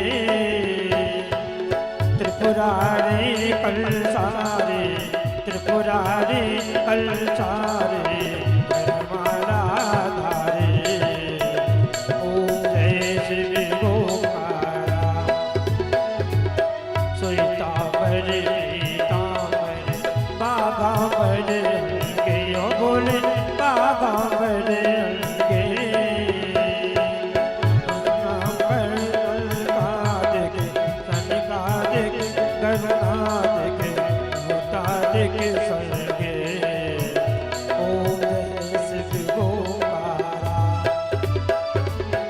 करके मैं कमल लो चक्र त्रिशूल धरता, ओ बोले चक्र त्रिशूल धरता। जग पालन जग करता, जग करता जग धरता, जग पालन करता। ओम जय शिव ओंकारा। ब्रह्मा विष्णु सदा शिव, जानते अभिवेका, ओ बोले जानते अभिवेका। कड़वाक्षर के मैं थे, कड़वाक्षर के मैं थे, ये तीनों ये कहा। ओम जय शिव ओंकारा। तेरे गुण स्वामी जी की आरती जो कोई नर गावे, ओ बाबा प्रेम सहित गावे। कहते शिवानंद स्वामी, कहते हरे हर स्वामी, अनवांछित फल पावे। ओम जय शिव ओंकारा। जय शिव ओंकारा स्वामी, जय शिव ओंकारा। ब्रह्मा विष्णु सदा शिव, ब्रह्मा विष्णु सदा शिव, गंगे धारा। ओम जय शिव ओंकारा। कर्पूर गौरव करुणावतार, संसार सारम भुजगेंद्रिका, सदा वसंत ज्ञानवेद मम भवानी जय नमः। तुम्ही भूमाता जगदा, तुम्ही भुवल्दो तस्का, तुम्ही भुवे ज्ञान ब्रह्म, तुम्ही भुजैवम मुक्ति विदे, तुम्ही भुजैवम मुक्ति विदे।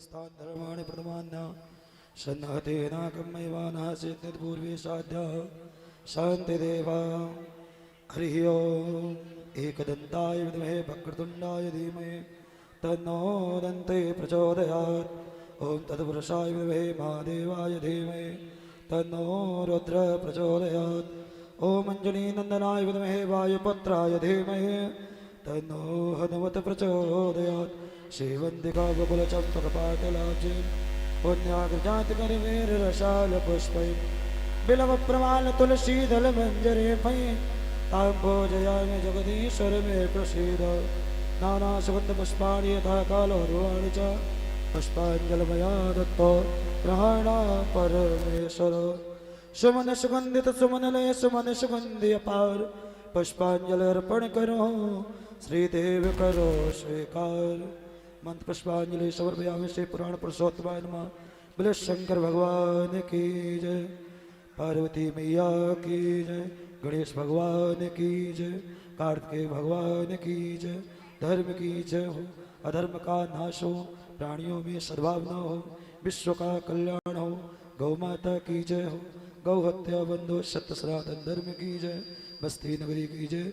जय जय सीताराम नाम भगवान की जय हो।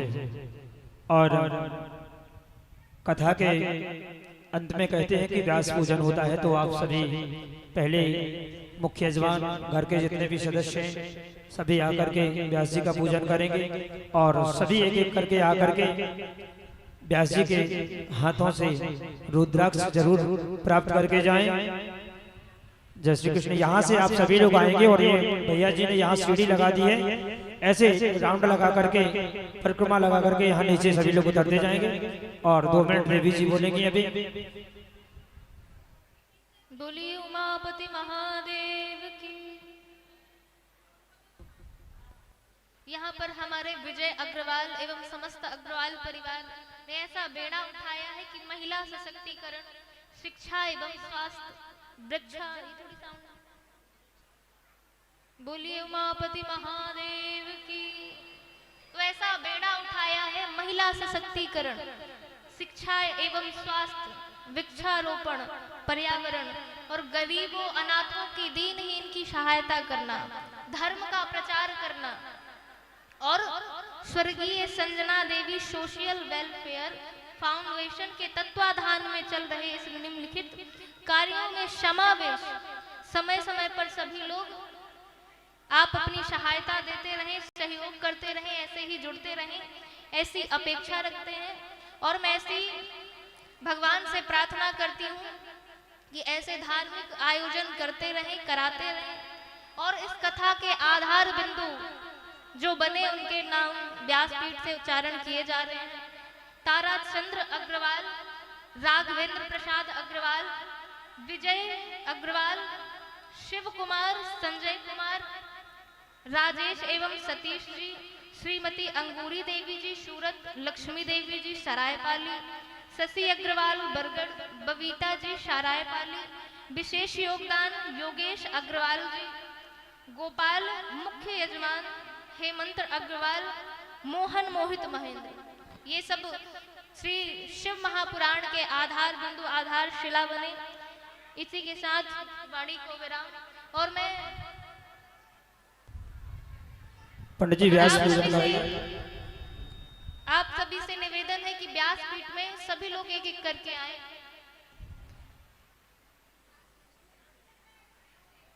आप सभी को रुद्राक्ष वितरण किया जाएगा, एक एक करके आए सभी लोग। पहले व्यास पूजन करा दीजिए पंडित जी यजमान।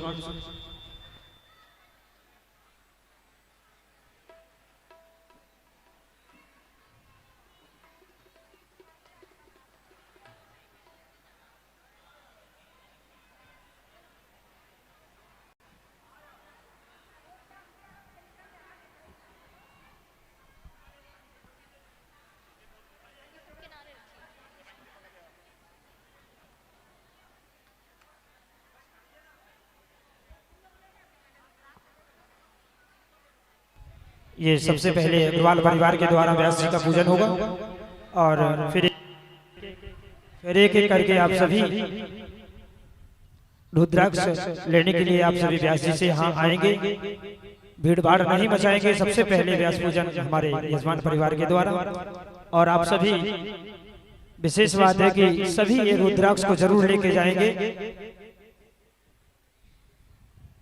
सभी के लिए ये बहुत ही पावन पुनीत अवसर है कि व्यास जी के द्वारा आप सभी को रुद्राक्ष वितरण किया जा रहा है। तो आप सभी पधारें और एक एक करके सभी आते रहें। यहाँ से निकालना है, वहां से आगे ऐसे निकालो। बस बस यहाँ से करना है। हाँ हाँ लगा दिया, सीढ़ी लगा दी, सीढ़ी।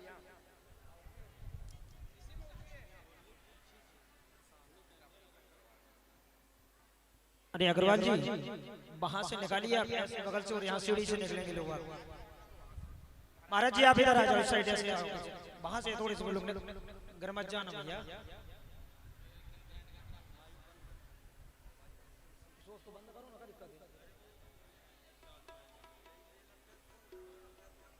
अपनों को तो बोलना तो पड़ेगा भाई।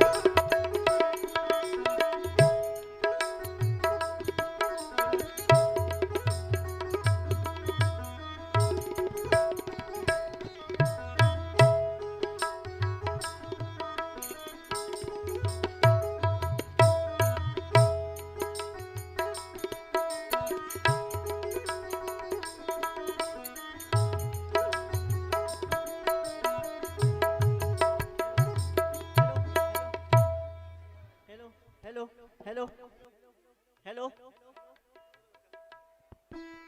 हेलो हेलो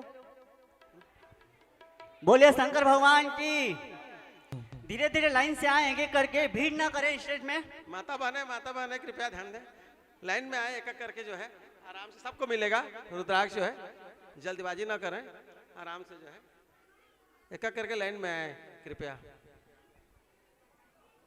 स्टेज में भीड़ ना बढ़ाएं, धीरे धीरे आए।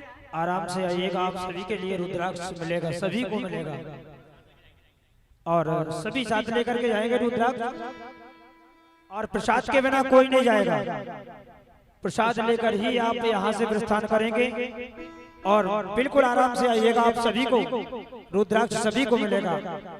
स्टेज पर भीड़ न करें, मंच पर भीड़ न करें, क्योंकि बहुत पर्याप्त मात्रा में रुद्राक्ष आप सभी को मिलेगा।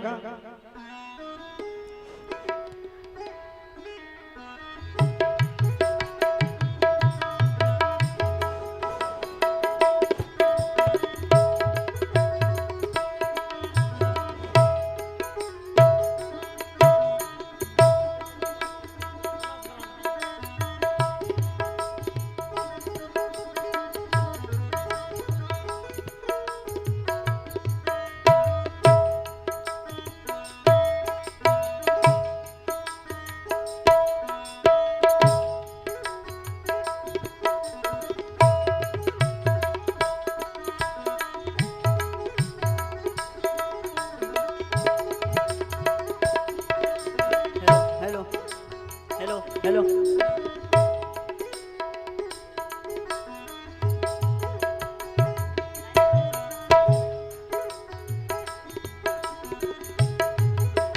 लाइन से आए एक एक करके, है ना, स्टेज में भीड़ ना बढ़ाएं। सभी माता बहनों से अनुरोध। माता बहनों से निवेदन है, एक एक करके लाइन से धीरे धीरे आए।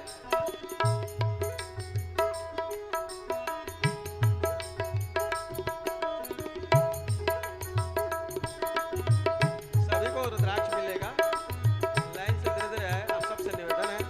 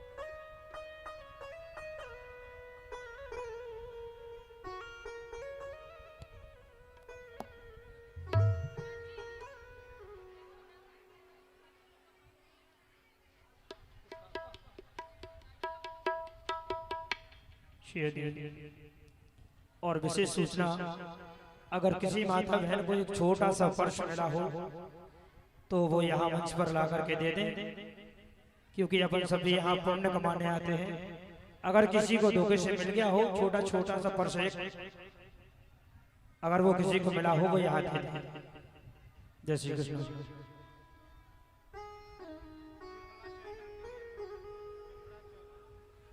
और विशेष बात की, आप सभी ने जो ये भगवान शिव की कथाओं का बखान सुना है हमारे देवी जी के द्वारा, वो उनके YouTube चैनल पर लाइव चल रहा है। और इन 7 दिनों से आपके यहाँ इस देवगांव की कथा लाइव चल रही है। YouTube चैनल का नाम है मिथिला भाव। आप सभी अपने अपने मोबाइल पर जरूर मिथिला भाव सर्च करेंगे और अपने आप को देखेंगे कि हम भी इस कथा में उपस्थित हैं। आप सभी इन वीडियो को लाइक जरूर करेंगे और अपने रिश्तेदार, प्रेमी जन, स्नेही जनों को जरूर अपने आप से भेजेंगे ताकि उनको भी इस कथा का लाभ प्राप्त हो सके। तो चैनल को सब्सक्राइब जरूर करेंगे, क्योंकि जो आने वाली कथाएं हैं वो भी आप सभी को श्रवण करने का अवसर प्राप्त होगा। तो आप सभी मिथिला भाव चैनल सब्सक्राइब करेंगे। देवी जी की मधुर वाणी आप सभी को उसमें भी सुनाई देगी और आप सब भी अपने आप को देख पाएंगे कि हम भी इसमें उपलब्ध हैं। तो आप सभी जरूर मिथिला भाव को सब्सक्राइब करें। जय श्री कृष्णा, जय श्री राधे। और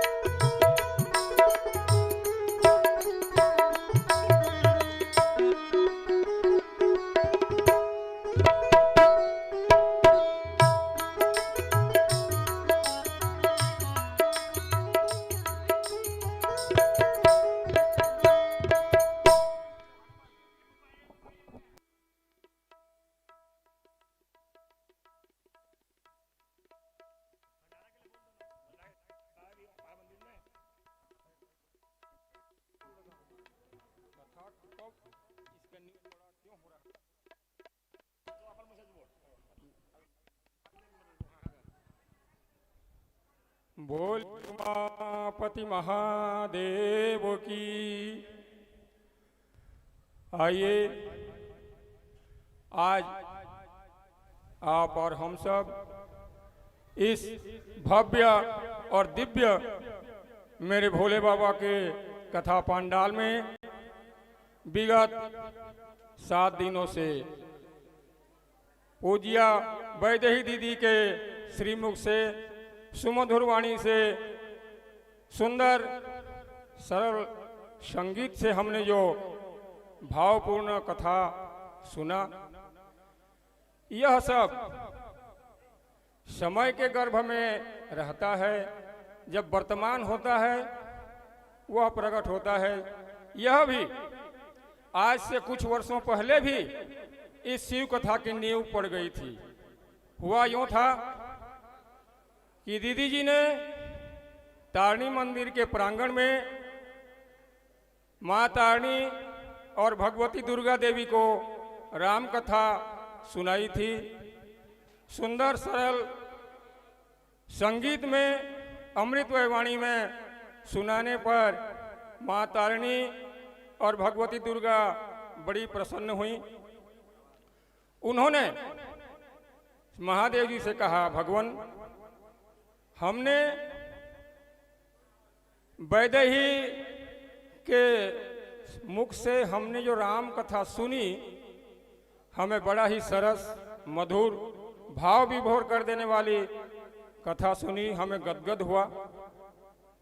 भोलेनाथ जी बोले, देवियों अनजान व्यक्ति भी, नासमझ व्यक्ति भी यदि अगर मेरे प्रभु की कथा सुनता है, उसे गदगद होता है, मन में आनंद होता है। देवियों ने कहा, भगवान हम आपसे कुछ इच्छा चाहते हैं। भगवान भोलेनाथ जी बोले, कहो क्या बात है।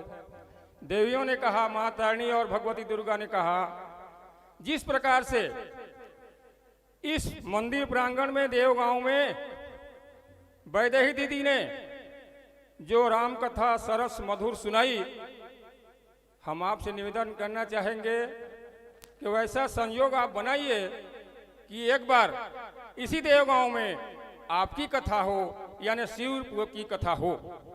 भगवान शिव ने कहा, बिल्कुल होगा, लेकिन समय लगेगा। समय बीतता गया, 1 वर्ष, 2 वर्ष, 3 वर्ष, 4 वर्ष बीत गए। माँ तारिणी से रहा नहीं गया। उन्होंने कहा, भगवान आपने शिव कथा सुनाने की बात कही थी, बीतते बीतते समय बहुत लंबा बीत गया और आपने ध्यान नहीं दिया। शिव जी ने कहा, बिल्कुल तुरंत हो जाएगा। शिव जी ने तुरंत निकले और घूमते घामते भैया विजय के पंडाल को देखे, मील को देखा, चद्दर लगा हुआ है, जगह बढ़िया है। भगवान भोलेनाथ विजय अग्रवाल भैया के मन में अपनी भक्ति जगा दिए और चले गए। जाकर बोले, देवियों मैंने ये कथा जहां होना है वहां तय कर दिया है, विजय अग्रवाल को नामित कर दिया है, उसके मन में मेरी भक्ति भाव जगा दिया है, उसे यह कथा करना ही होगा। लेकिन अब आपकी जिम्मेदारी बनती है, आप दोनों देवियों की, जहां भी वैदेही हैं आप उनके मन को प्रेरित करो कि वे आएं और कथा कहें। सुनकर देवियों को बड़ा आनंद हुआ। उन्होंने, दोनों माताओं ने, माँ तारिणी और माँ भगवती दुर्गा ने दीदी जी के मन को प्रेरित किया। बंधुओं, अगर माँ बुलाए और बेटी ना आए, ऐसा तो हो नहीं सकता। माँ ने, दोनों माताओं ने दीदी के मन में प्रेरित किया और दीदी अपने व्यस्त कार्यक्रम को समेटकर यथाशीघ्र देवगांव की ओर प्रस्थान किया और अपने कार्यक्रम के बीच में ही समय निकालकर देवगांव पहुंची। माँ तारिणी के चरणों में बैठकर आशीर्वाद लिया और देवगांव में पुनः एक बार कथा करने के लिए माँ को धन्यवाद दिया और वहाँ से भाई विजय अग्रवाल जी के इस पंडाल की ओर आई और आप देख रहे हैं बापोड़िया परिवार इस भव्य और दिव्य पंडाल में बड़ी ही सुंदर, सरस, मधुर और मन को प्रसन्न कर देने वाली, सद्गति देने वाली, शिव के चरणों में भक्ति प्रदान करने वाली कथा का आयोजन किया। मैं समस्त श्रोताओं की ओर से, हमारे देवगांव के बंधुओं की ओर से भाई जी को बहुत बहुत धन्यवाद ज्ञापन करूंगा कि उन्होंने यह कथा करवाई। और साथ ही साथ दीदी जी को साधुवाद देते हुए सादर नमन करता हूं कि आपने अपने व्यस्ततम कार्य में भी समय निकालकर मां तारिणी के दर्शन के लिए, हम लोगों को अमृतमय कथा सुनाने के लिए आपने जो समय दिया, हम उसके लिए बहुत बहुत आभारी हैं। हमारे समस्त संगीत बंधु, आपने भी बहुत सुंदर सरस संगीत सुनाया, आपका भी बहुत बहुत आभार।